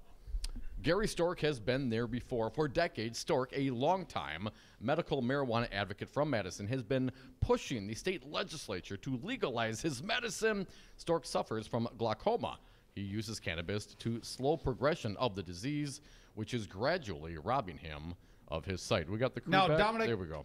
I've got Gary Storck and Greg Kinsley here in the Broadcast Bunker 2.0 with me in Madison. Gentlemen, welcome to the Devil's Advocates Radio Show. Thank you, Mike. Good to see you. Hey, guys. Thanks for having us on. Nice to have you gentlemen in the studio. Sorry about the gremlins, man. I blame Gary. Not you, Gary, just generally Gary. Gary, Dom was just telling this story. You have been a patient and a recipient of medicinal marijuana for how long? You've been treating your glaucoma for how long, sir? Well, since I was 17, and I'll be 64 in about a week. Wow. Now, Gary, how have you found accessibility to your medicine, knowing that here in the state of Wisconsin, it's not legal? Well, good thing is, at least in Madison, it's decriminalized, so there's not a big priority, and I've been able to find enough cannabis angels to help me get to where I need to be to treat not only the glaucoma, but the other ailments I'm dealing with. Now, Greg Kinsley, Stoner Greg, as I affectionately call you. Greg, I know you are also a medical marijuana patient. Yes. And it wasn't so many years ago. We were at a Fighting Bob Fest, not together, but we were at the same event. Yes. And I saw you in the parking lot in Sauk County, and I saw the 5-0 had your van surrounded, and I'm thinking, oh, this is not going to go well for my pal Stoner Greg. Greg, let's talk about that day for just a minute, if we could. Sure. Greg, you were approached by the local Baraboo police, and they found justification in some way, shape, or form to search your car. And what they find and what happened, Greg? Well, they looked inside and noticed there was a small keef box and a pipe on the floorboard, and so they wanted to grab those items. And in the process of grabbing those items, I wanted to bring up the letter from the doctor and the reason that I used the cannabis. And it kind of mellowed the scene a little bit when I showed him the letter. And anybody can get the letter, although the doctors really don't like to write that because their superiors just don't buy into the medicine. But it was a bad situation that could have gone fairly wrong. Now, gentlemen, you're both patients of Dr. Zorba Pastor, who's well known here in the Madison area, doesn't currently live here. Did I get that part right? I am. Yes. Yeah, he is. I'm not. Oh, I'm sorry, Gary. I didn't mean to over broadly paint that circumstance, but effectively, Dr. Zorba Pastor, Greg, had written you a medical marijuana prescription, and in differing states, obviously, I think we're up to 33 states. Medicinal marijuana is permitted in those states, right? But obviously not here in the state of Wisconsin, except there is a loophole, Greg. Yes, there is an exclusion in the law. Tell the audience about that, if you would. The exclusion in the law, I believe it was rewritten this year, so the extensions of what I'm going to give you could have changed, but Statute 961.413G is the main statute that covers the exclusion in a doctor's recommendation. And then there's subsection 961.32C also lists what that doctor, the criteria he should meet in order to write a recommendation. And you obviously, and Dr. Zorba Pastor, felt like you met that criteria. and you had your medical marijuana card from other states. Is that right? My wife had a card from Oregon during the time when out-of-state patients could get a card. I never did get a card from there, which isn't required in this state as long as it's a prescribing doctor can write the recommendation that he understands that this treatment works for some people. And we had the discussion about driving and concerns that he might have, concerns that most people would have with any medication. So it took many years to convince him that it is legal. It is a course of medical treatment that some people desperately need, and I've got some friends that are beyond needing it. I mean, they don't have a lot of time left.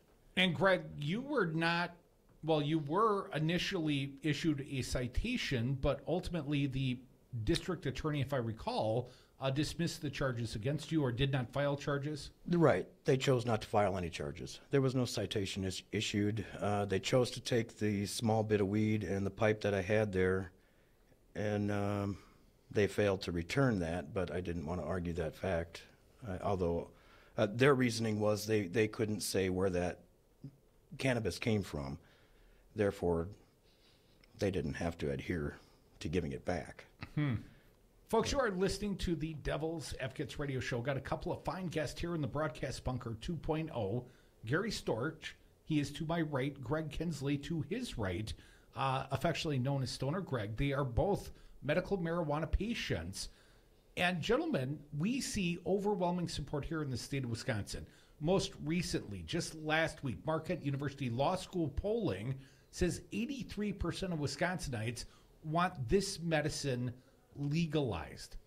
But we've got legislative leaders, we've got Republican Scott Fitzgerald telling us, I don't see the support. Well, guys, I mean, even Robin Voss is starting to come around, doesn't want to see, quote unquote, the slippery slope to full legalization.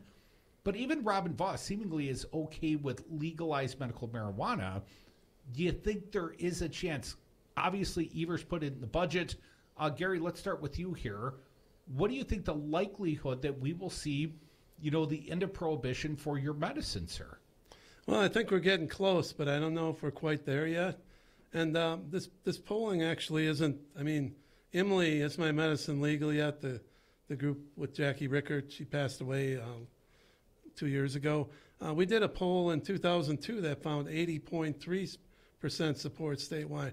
So this support's been consistent, but the legislators have lagged behind, and we're so close now. The referendums last fall really drove it home. I mean, all of these outpolled any legislator. Medical cannabis is more popular than any politician, and it's legal in 33 states. It's time for them to do it. Whether they will or not, I don't know. There's a great deal of pressure. I've been watching this thing for decades, and I've never seen this kind of level of advocacy where, this many people are on board. So I'm cautiously optimistic, but I know I've dealt with Fitzgerald and Voss over the years, and I know how they are. And, is this going to come down to the last couple sessions of the legislature next spring? Will it be some kind of restrictive thing? It remains to be seen what's going to happen. But having those two in charge of the legislature is, kind of a little hard to be real confident, but I'm hoping something will come out of this.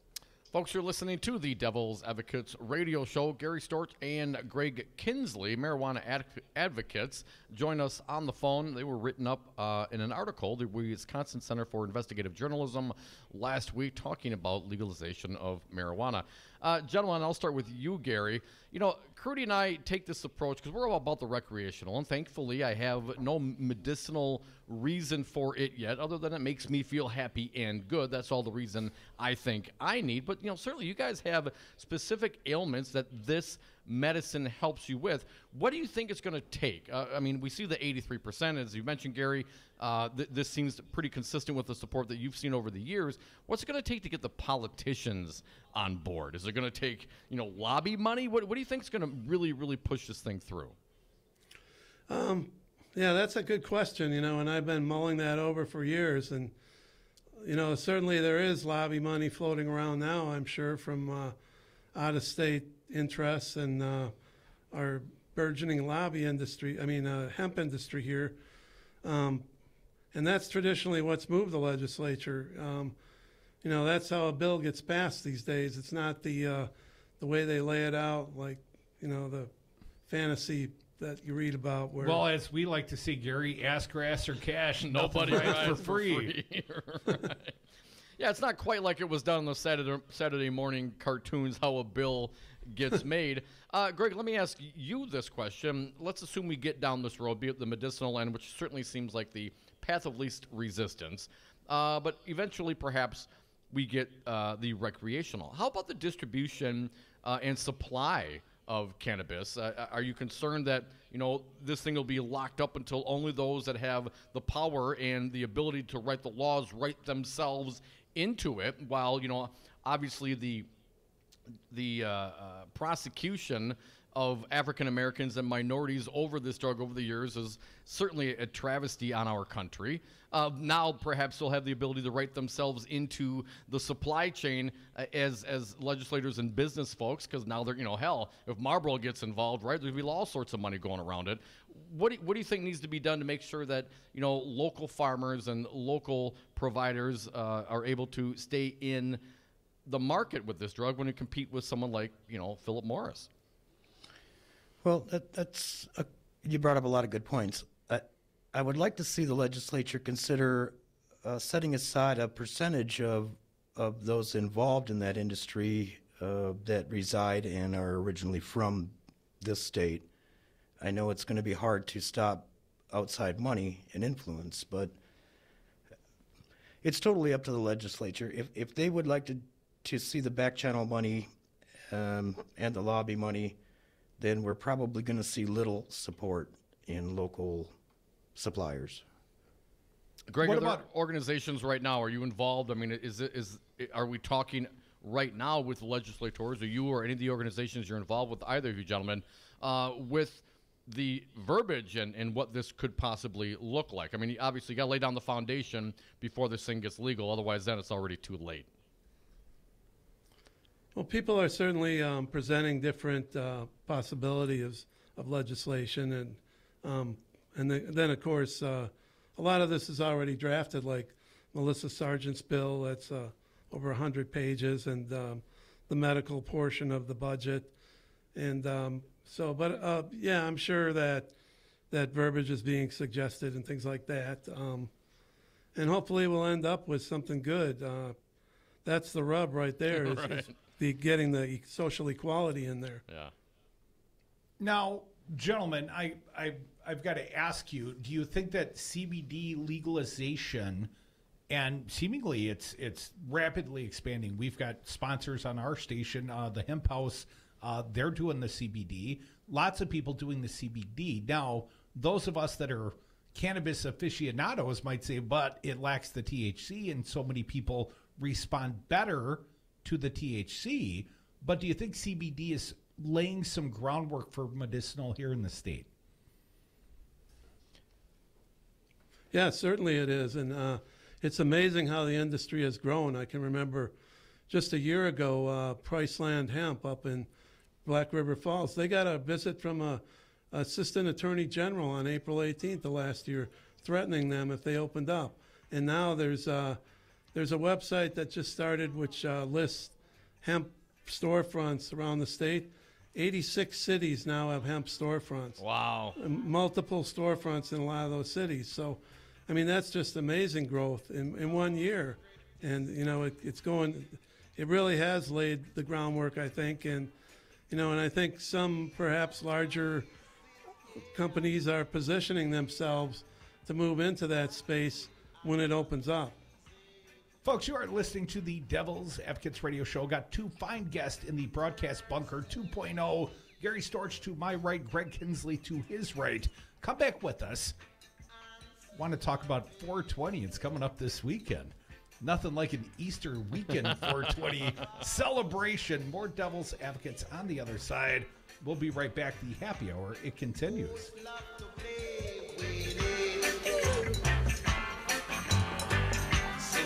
Got to legalize it and don't criticize. easy. Hey, listen, guys. Look, I don't want to mess with no reefer addicts, okay? Mostly Maui Wowie, man. Yeah? But it's got some Labrador in it. I don't see the support. I don't support it. Wisconsin Senate Majority Leader Scott Fitzgerald doesn't see the support for legalized medicinal marijuana, even though the 2018 midterm referendum in 11 counties and the city of Waukesha passed by over 79%. Call Scott Fitzgerald at 608-266-5660. Tell him you support legalized medicinal marijuana. No, I don't see it. This message was paid for by the People for People Corporation. Donate online at p4ppc.org, p4ppc.org. You concerned about speaking up at work? Do you feel like you have no say in your day-to-day work routine? Join Teamsters Local 344. Call 414-258-4545. Get a seat at the table. Join your brothers and sisters in negotiating for better wages, hours, and working conditions, and be part of the most powerful union in North America. Teamsters Local 344 covers sales and service throughout Southeast Wisconsin and package and airlines statewide. Contact Teamsters Local 344 at 414-258-4545 or at local344.org. Businesses today thrive and survive with technology. At Five Nines, we provide businesses with the IT tools they need to stay relevant. We offer enterprise-level solutions at competitive prices. I'm Todd Stryker, President and CEO of Five Nines. Let us manage your IT so you can focus on more important things, like running your business. Check us out at fivenines.com. That's the number 5, NINES.com. Have a drink at Regano's Roman Coin. This neighborhood corner tavern is as classic as the street it occupies. Family owned and operated since 1966, Regano's Roman Coin is located in a former Pabst Tide House on historic Brady Street, serving an array of craft beers with a focus on Wisconsin breweries. Also, weekly drink specials, trivia on Wednesdays, seasonal sporting events, parties hosted for all occasions, and pet friendly. Open 11 a.m. Tuesday through Friday, 10 a.m. Saturday and Sunday. Closed on Monday. Regano's Roman Coin, Milwaukee's pet friendly, cash only order in classic corner tavern.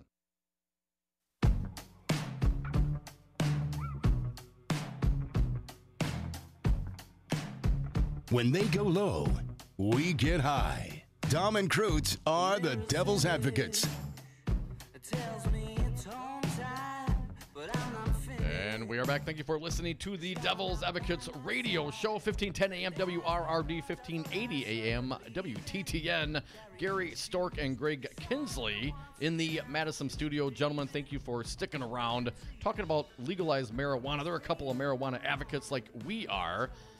Gentlemen, I want to ask you, reading the write-up last week about both of you gentlemen in many of the local papers, hell, I think I even saw a national publication, so well done getting the word out, fellas.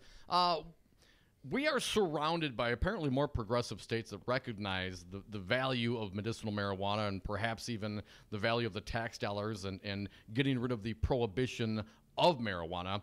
What do you think the results will be if Wisconsin ends up being an island surrounded by either legal or medicinal marijuana states? Well, that's a good question. I think it's going to complicate the authorities' jobs. It doesn't make any sense to be landlocked by every state that borders us having a medical program, maybe a recreational program, something. So I'm not quite sure, other than leaves us without the $100 million a year they say to start. Right. I'm not quite sure where they'd like to go. I even see Mr. Fitzgerald, he's got to have some better reasons not to move forward than what he's been displaying so far.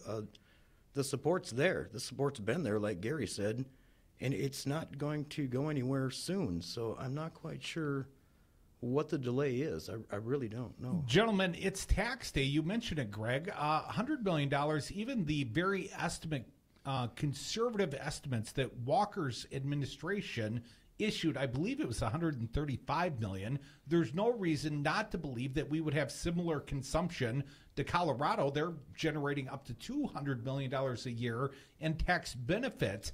Right. And most of all, I'd point out, it's already here. People are garnering it. They're getting it on the black market. If you smoke, you got a weed, man. Why not get our piece of the action as a state? Why not collect our taxes? It seems ridiculous to allow this thriving black market not to want a piece of the action? It could be, Illinois could legalize in as soon as 6 to 8 weeks. And they got at least 30 medical dispensaries there that are prepared to switch to rec, to also offer rec adult use once that happens, like they did in Washington and Oregon. So, then millions of Wisconsinites will be within an hour of the Illinois border, and we'll drive down there just like we went down there for Oleo when I was a child and lottery tickets when I was a little older. Everybody will be going down there for cannabis, and millions of dollars will be leaving the state. Thousands of jobs will be leaving the state, and for what? It can't last. Now, gentlemen, Governor Tony Evers has put a medicinal plan in his state budget. Is not quite there yet on recreational. You think Tony Evers is the right leader, the right vessel to champion this cause? I'm not sure if he's the right one, but he's getting it started on a pretty high level. And I don't see anybody else stepping up to help out this way. And he needs the support. He needs the support from the cannabis consumers of the state, I think. Well, gentlemen, I'd stick around and talk weed all day, but not this sober. We appreciate your time. We appreciate you coming down to the Broadcast Bunker 2.0. Gary Storck, Stoner Greg Kinsley. I say that with all affection and love, my friend. Thank you both for coming down. We'll continue to monitor this issue, and I think we will see legislative pieces separate from the budget. I'm looking forward to something soon. Yep. Hell, I hear it's 420 this weekend, guys. It is. Thanks for coming down. We are the Devil's Advocates. Thanks for having us. Thanks, guys. It continues after this short break. Talk it out, man. Five Nines, your local single-source IT solutions provider, specializing in cloud technology, consulting, servers, networks, and hosting. We manage your IT so you can focus on running your business. Enjoy technology. Enjoy 59s.com. To protect his family from disaster, Steve used his camera phone. Done. By taking pictures of his important documents, Steve can always have them stored online. Learn more simple disaster prep tips at ready.gov. A message from FEMA and the Ad Council. Not completing high school is more of a social thing than it was an academic thing. Even though all these years have passed, I still had that longing to have my diploma.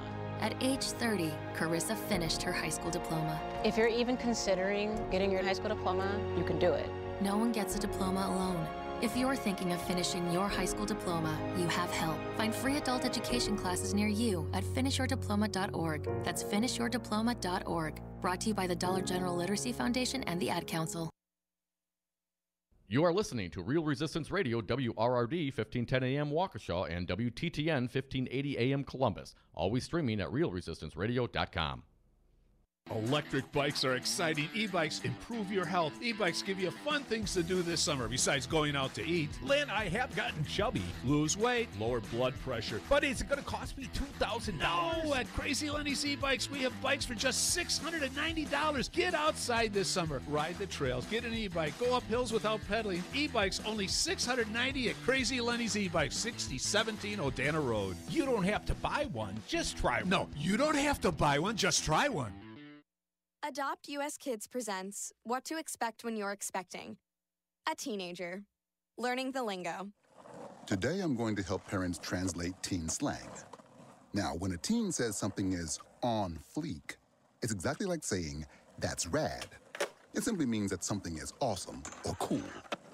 Another one is totes. It's exactly like saying, totally, just shorter. As in, I totes love going to the mall with Becca. Another word you might hear is jelly. Jelly is a shorter, better way to say jealous. As in, Chloe, I am like so jelly of your unicorn phone case. You don't have to speak teen to be a perfect parent. Thousands of teens in foster care will think you're, rad, just the same. To learn more, visit adoptuskids.org. A public service announcement brought to you by the U.S. Department of Health and Human Services, Adopt U.S. Kids, and the Ad Council. The Devil's Advocate. Doug from Cudahy. Right around the time of the uprising, I found you. I started listening, and 2 years later, after I signed the recall and voted, we went out to sing along with the singers on my birthday. And they were so cool, and it's one of the greatest memories that I had. And ever since I started listening to the Devil's Advocate, I have been woke. I haven't missed one vote since. You guys have really done wonders for our community, and I'm just so happy you're on the air. Making radio great again. For News Talk 1510 and 1580 AM, my name is Keith Gostad. In more Scott Walker news, the former governor will become an honorary chair of the Wisconsin-based Institute for Reforming Government. A statement on the nonprofit group's website says it, quote, seeks to simplify government at every level by offering policy solutions to thought leaders in American government in the area of tax reform, government inefficiency, and burdensome regulations, end quote. Official snow totals around the state of Wisconsin are in. Milwaukee yesterday got 3.1 inches. Union Grove, Wisconsin received 9 inches of snow. Good news is most of that snow is due to melt today. High of 49 in Milwaukee and 56 in Madison. Overnight lows in the low 40s. Chance of rain after midnight in Milwaukee. Tuesday, high of 52 with rain in the morning in Milwaukee and 66 in Madison. For News Talk 1580 and 1510 AM, my name is Keith Gostad.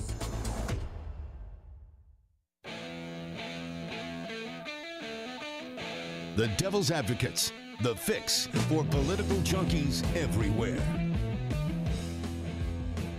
Welcome back to the Devil's Advocates radio show, the Tax Day Happy Hour. It continues. Thank you to our most recent guest, Gary Storck and Greg Kinsley. Stoner Greg, man, he was one of the first normal activists we hung out with at the Wisconsin Capitol. Yeah. Dom, that was 6 or 7 years ago. No, I can't believe it. I came across those pictures not so long ago. It seems like a long time. It was a long time ago, but you and I hanging out with Stoner Greg at the Capitol. Yep. I was also there that day in Sauk County when the 5-0 came around, and I knew my buddy was in trouble. But there's very little you can do as an outside observer. Hey, coppers, look over there. I knew he was in trouble, and I asked him how he was doing. He's like, well, hopefully it all works out, and ultimately it did.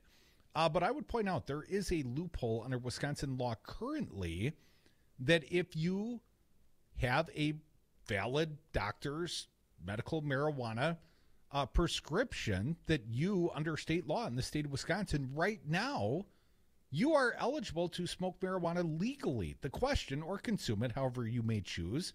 My understanding, Gary vapes. But here's the problem. If there's no pharmacy, if there's no dispensary, if there's nowhere to get your medicine, while it may be legal for you to ingest it, they made you a criminal while you seek to, find what is effectively a pharmacy, because it's not legal here. So you can get in trouble buying it, but you can't get in trouble consuming it. Well, medicinally speaking, under this law as it stands right now, to your understanding. If you have our friend Stoner Greg is the example that makes the rule, Dom. He was covered under Wisconsin law. He used that as a plausible defense when he was approached. And ultimately, it came down to the discretion of the district attorney. That must have been the former district attorney, Dom, because last time I checked, Sauk County doesn't have a DA. The Walker appointee resigned in disgrace last week. Never even talked about that. I hear they're taking applications. But the former district attorney, Dom, apparently used her or his prosecutorial discretion and looked at Wisconsin law and researched this topic. And Stoner Greg met the criteria, had a doctor's letter from Dr. Zorba Pastor. And as we mentioned, when Illinois goes, obviously it's already, I believe, legal in Michigan, the very motivated will just go make a run. I mean, if you can go across, and I don't know if you have to have, when I went to California, I was not a resident of California, yet I was able to get my medicinal card years ago before they went full rec. And I did it as an experiment to see how this whole thing works, and paid a couple $100 to get a quarter ounce of weed in my medical card, and just to go through the exercise. But if it's that easy to, hey, I got a sore back in Illinois, and then just load up while you're down there. I got my medicinal card. I got my pharmaceutical grade medicine. I'm heading back north, and I cannot be touched if what is being said is to be construed. Well, I'm not sure if that would be true either, because you'd have interstate commerce issues. You cross the state border, and you might have federal issues. So let's not pretend like you simply get a medical marijuana card in a different state and you can stop being a criminal when you take your medicine, because I'm not at all clear that that would be the case. And let's not forget, there is still a federal prohibition of marijuana, be it medicinal, be it and what the hell is Joe Biden adults. saying? What did Joe say? We touched on this briefly, and I know there's lots of things to talk about.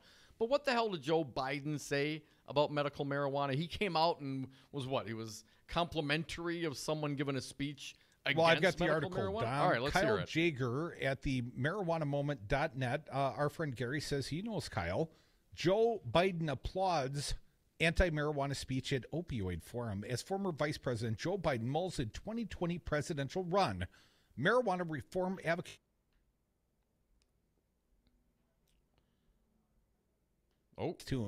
But at a forum on the opioid epidemic on Thursday, that didn't seem to be the case. When the mayor of Philadelphia asked the panel at the University of Penn,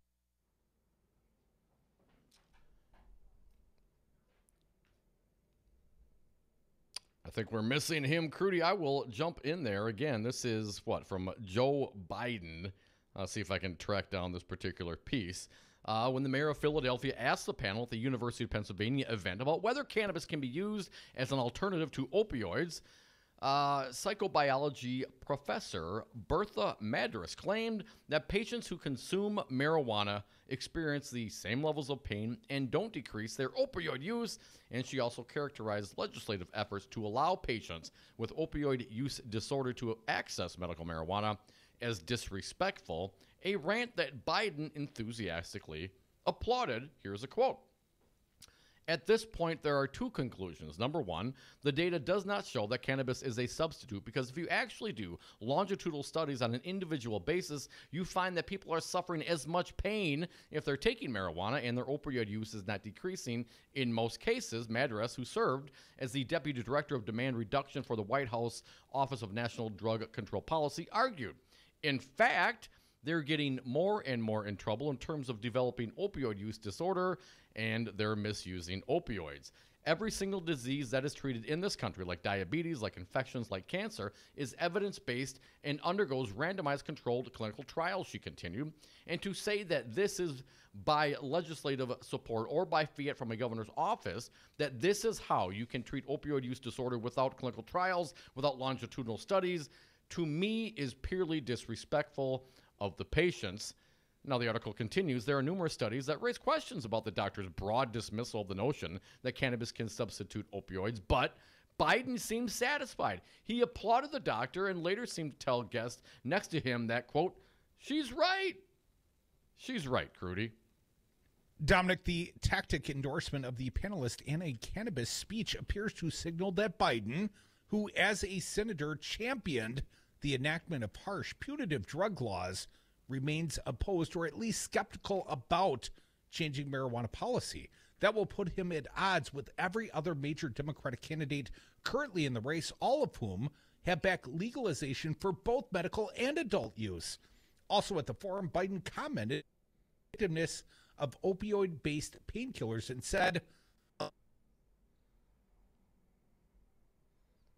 he said, a little pain is not bad, a remark that could be interpreted as insulting to pain patients who have increasingly faced stigmatization and scrutiny as they've sought relief amidst the opioid crisis. Now, I mean, we know Uncle Joe is prone to say stupid-ass things, but to get up there and say, in support of this doctor's assertions that, hell, this doesn't help pain, that a little pain is not bad? Really, Joe? I mean, is that where you want to go? Is that presidential? Is that showing support for legalization? I'm just unclear what your position is, Joe. Well, if his position is prohibition, He's dead to me, Dom. He's dead to me, too. I mean, he should be out there right now apologizing, advocating for legalized recreational marijuana. Uncle Joe, come on, man. I mean, and if you're going to stay with prohibition, then go back to the days, man. All you got to do is look at what happened when we had prohibition for, 13 years? Talk about funding organized crime. Give me a break. Let's number one, stop prosecuting people. Let's not make nature illegal. I mean, how frickin' paranoid do you have to be as a government, as a society to say, can't smoke that? Dominic, let's take a break right now. I know it's a little bit early. Our last opportunity for the audience to join us on the phones at 844-967-2789. It is tax day, Dom, and Bernie Sanders has been promising us his taxes. Yes, he has. Has he released them? He has released the hounds, Dom. 10 years of taxes from Bernie Sanders. And I would point out his personal income the last 2 years, over $1 million per year. That'd buy a lot of medicine. Damn. Come back with us. We are the Devil's Advocates. Your phone calls, they're welcome here at 844-967-2789. One last segment. You better start dialing.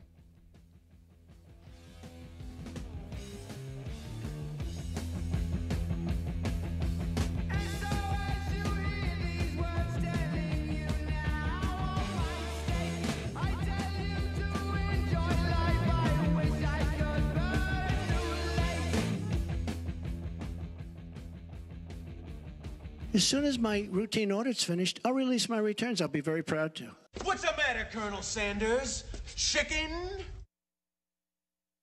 Brad Zog, owner of Zero Res Madison, resisting dirty carpets and harsh chemicals. Brad, why should people use Zero Res Madison? Why wouldn't you clean your carpets like this? We're not using any soaps. We're not using any chemicals. We cost about the same as the other guys. You look at it and you go, where's the downside? You got a completely green clean. It's awesome. We guarantee it. There's no downside. There's no downside. Use Zero Res. Call Zero Res today. 608-848-9000. Zero Res. Spell it forward or backward. It's the right way to clean. 5 Nines, your local single-source IT solutions provider. Specializing in cloud technology, consulting, servers, networks, and hosting. We manage your IT so you can focus on running your business. Enjoy technology. Enjoy 5nines.com. Teens in foster care will love you, even if you don't know the lingo. Dad bod. Noun. The result of the occasional donut, always washed down with confidence. Brought to you by the U.S. Department of Health and Human Services, Adopt U.S. Kids, and the Ad Council. Visit adoptuskids.org. Adopt U.S. Kids presents What to Expect When You're Expecting a Teenager. Learning the lingo. GOAT. G-O-A-T. Acronym. Stands for Greatest of All Time. As in, spaghetti sandwiches for dinner? They're my fave.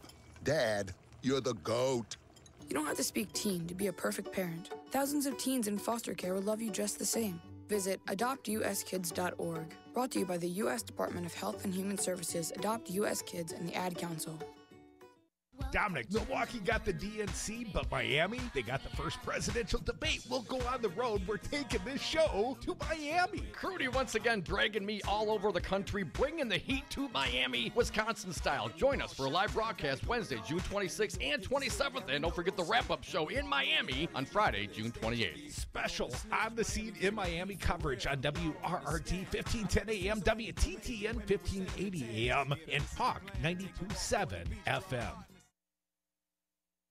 1, 2, 3, 4. 1, 2. The Devil's Advocates, making radio great again. Exclamation point. And we are back. Thank you for listening to the Devil's Advocates radio show, last segment of the day. So if you've got something to say, now is your final opportunity for the Tax Day Monday, 844-967-2789. Dominic, Bernie Sanders has released 10 years of taxes, and I got to tell you, he's a millionaire. We'll get to that in a minute. Let's get back to the phones first. We asked for the calls. We got one. Our buddy Pizza Box Mike. Welcome back, Pizza Box. What do you got for us? Well, let me first say that Joe Camel, cool. Joe Biden, not cool. Not cool at all. No, and you know what? I wasn't cool about him on anything. The guy really is made an ass of himself without getting in the race yet. So, or has he announced yet? He Not has as not. of yet, no. After Easter, after 420, he's going to make his announcement, Michael. Yeah, well, by that time, everybody will be stoned enough not to remember him because this is ridiculous. The guy, you know, he reminds me of what happened last time around. This is the voice of the upper class that wants to dictate everything to us. You know, they're okay with their. Yeah, and have you seen these fools when they drink? They get a little touchy-feely, don't they, Joe? You know, that's not just but a I'm glad you Democratic. Go ahead, Michael. Well, I'm glad you had those guys on your show today. That's the other thing cool about your show. Anybody that comes on there and is a pro-marijuana, we've all smoked with. It's really cool. Right. We really mean it, Pizza Box, Including Mike. some of the phone callers. But Mike, let me ask you this, though. You know, this whole, and I appreciate and I believe in the medicinal qualities of this wondrous, wondrous product of nature. You know, conservative Republicans might say God created it. But we're going through all this. Oh, we don't have these longitudinal studies, and we need this, and we need that. You know, at the end of the day, this thing is less dangerous than alcohol and nicotine, which are both right now legal. So the argument, in my mind, the path of least resistance should be, what the hell? Alcohol's legal, weed should be legal. Prove me wrong. What do you think? Well, I'm already convinced of that because we've already done all the testing that needs to be done on this stuff.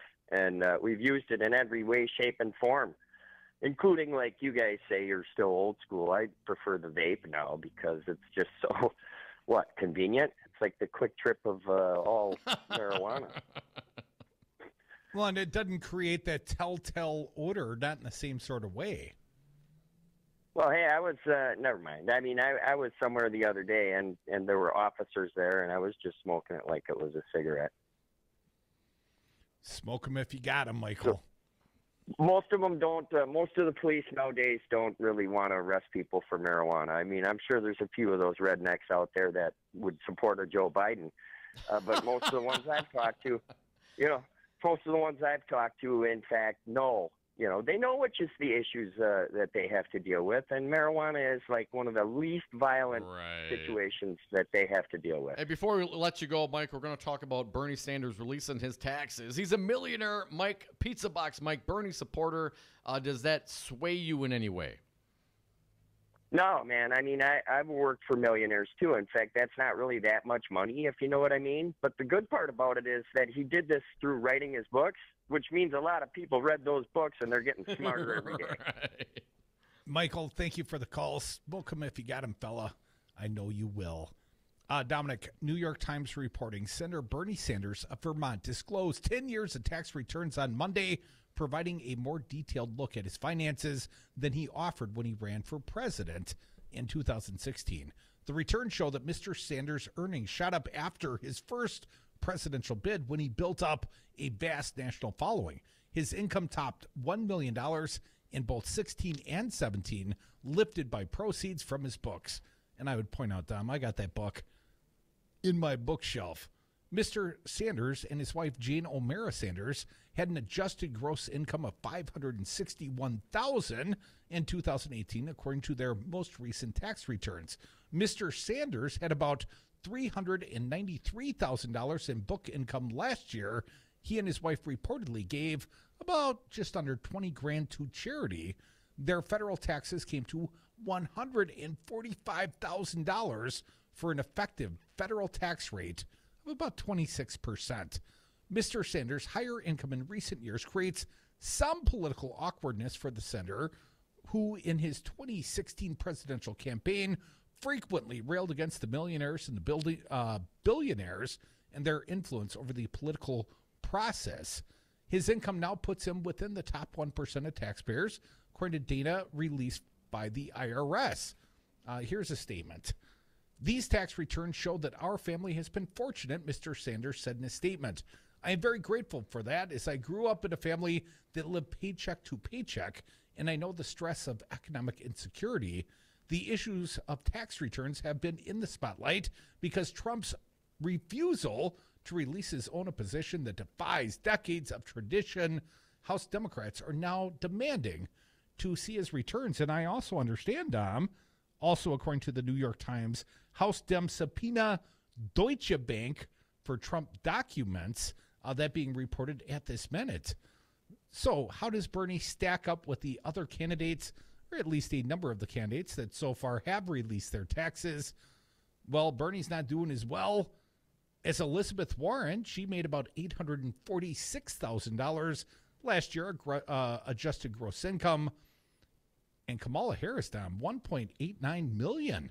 Damn. That's a lot of jing. Amy Klobuchar, about $338,000. Kirsten Gillibrand, about $214,000. And Jay Inslee, he's the former governor of Washington, $202,000 adjusted gross income. Jay Inslee released his fundraising number today. He's raised about $2.5 million so far for his presidential campaign. Crudy, Mr. Sanders, again getting back to the New York Times piece, his handling of the issue received attention in the 2016 race when Clinton, his main rival for the nomination, pushed him to divulge years of tax returns as she had done. At the time, Mr. Sanders said his wife did their taxes. Quote, "We've been a little busy lately during the debate. You will excuse us." In that campaign, Mr. Sanders disclosed his tax return for only 1 year, 2014, which showed that he and his wife had an adjusted gross income of $205,000, largely from his Senate salary and Social Security benefits. A picture of Mr. Sanders' finances has already been available through his annual Senate finance disclosure filing, but the tax returns provide a precise accounting of his family's income. In the past 3 years, their income soared as a result of his book writing. Mr. Sanders' book, Our Revolution, was published shortly after the 2016 election, and a young adult book, The Bernie Sanders Guide to Political Revolution, followed the next year. Another book, Where We Go From Here, was published last year. Sanders reported receiving about $840,000 in book income in 2016 and about $856,000 in 2017. Ms. Sanders listed about $106,000 in income as a book author in 2017. Tax returns released by other Democratic presidential candidates showed they have also earned more than a vast majority of American households in recent years. Crudy went down that list. Finally, Sanders, quote, "I wrote his best-selling book. If you write a best-selling book, you can be a millionaire too." Dominic, why don't we just go write a best-selling book? Right. Sounds so easy. I wonder how many, now Scott Walker wrote a book, right? Not a bestseller, Dom. Unintimidated. How much money did Scott Walker make on his book? Did we ever see any filings? Has he released any of that? I suspect the ghostwriter got the vast majority of all the dollars. Scott Walker's campaign, the Our American Revival, they were buying his book from his publisher, and then he'd sign the book, and then they were, selling him off to donors. You know, if he gave like $150, you can get a Scott Walker signed copy of a book written by Mark Thiessen entitled Unintimidated. And I strongly suspect whatever the forward was, that went to the ghostwriter. Mark Thiessen got paid more than Scott Walker ever did. And how do I know this, Dom? How do you know that, Crudy? Well, Scott Walker was subject to an FEC filing, his gross, his net worth. Now, that's something different than how much he earned. As the governor of the state of Wisconsin, he earned, air quotes, something approaching $150,000, last 8 years. But his net worth, according to his FEC filing when he ran for president, Dom, negative $73,500. If your book's successful, you sell copies and you make money.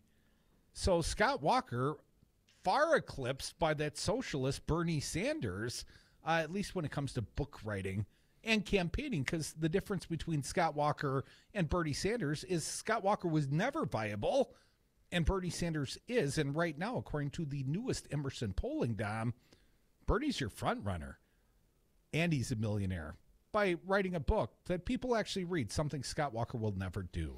Now, I did make a distinction. They say that he's part of the 1% of taxpayers. But when we talk about the 1% as general, I always kind of assume we're talking about wealth. Personal wealth as opposed to tax filing rate. Year over year. Yeah. So I don't know. I mean, I don't know. I haven't seen a number. They haven't talked about what actually his wealth is. Well, how much money he actually has in assets. I haven't seen that number. But I don't know what the 1% mark might be around $3-6 million, something like that in net worth. I know it's a big range, but I'm not clear that him paying that amount of money, $140,000 in federal income taxes, while that might be the 1% of taxpayers, doesn't necessarily make him in the 1% of wealth owners. The top 1% of the top 1%, Well, we will have some fine guests on tomorrow's program. We've got some good ones. We got two fine journalists. One with the New York Times. He's our pal Ken Vogel. And Ken Vogel's going to talk about, it's not just the right that doesn't like Bernie Sanders. There's a whole group that doesn't like Bernie Sanders that is staffed up with former Hillary Clinton people. Near attendant, she's been on this show. She runs that organization. I forget exactly, but Center for American Progress, I believe. And Bernie Sanders wrote a very scathing letter to them and effectively said, stop bashing the liberals, or I'm going to call you out very publicly, and we've got no qualms doing that here, Dom. So the Center for American Progress effectively was what? An administration in waiting. It was supposed to be Hillary's people, and then she lost. Yet they're still out there. And you talk about the George Soros money. Someone's getting the George Soros money. Yeah, who's getting the George Soros money? Center for American Progress. Oh, come on. Send a check, people. Well, send some this way, but I'm still going to be Bernie loving.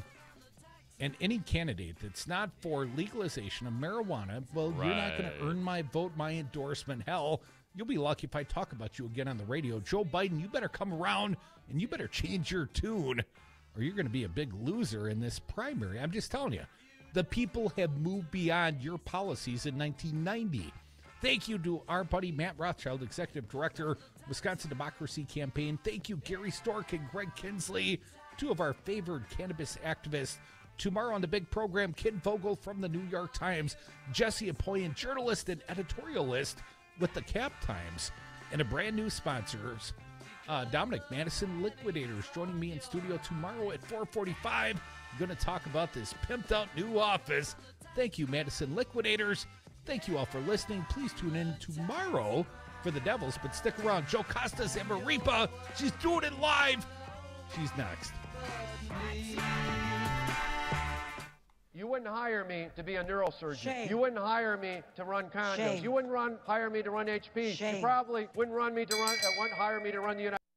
Brad Zog, owner of Zero Res Madison. Brad, why should people use Zero Res Madison? Why wouldn't you clean your carpets like this? We've got a patented system. We also do another step that most people don't do. We have a double rotating brush machine that we use when we pre-treat the carpet. So this helps dig up any of that stuff that's deeper in your carpet that the vacuum doesn't get. We're going to provide that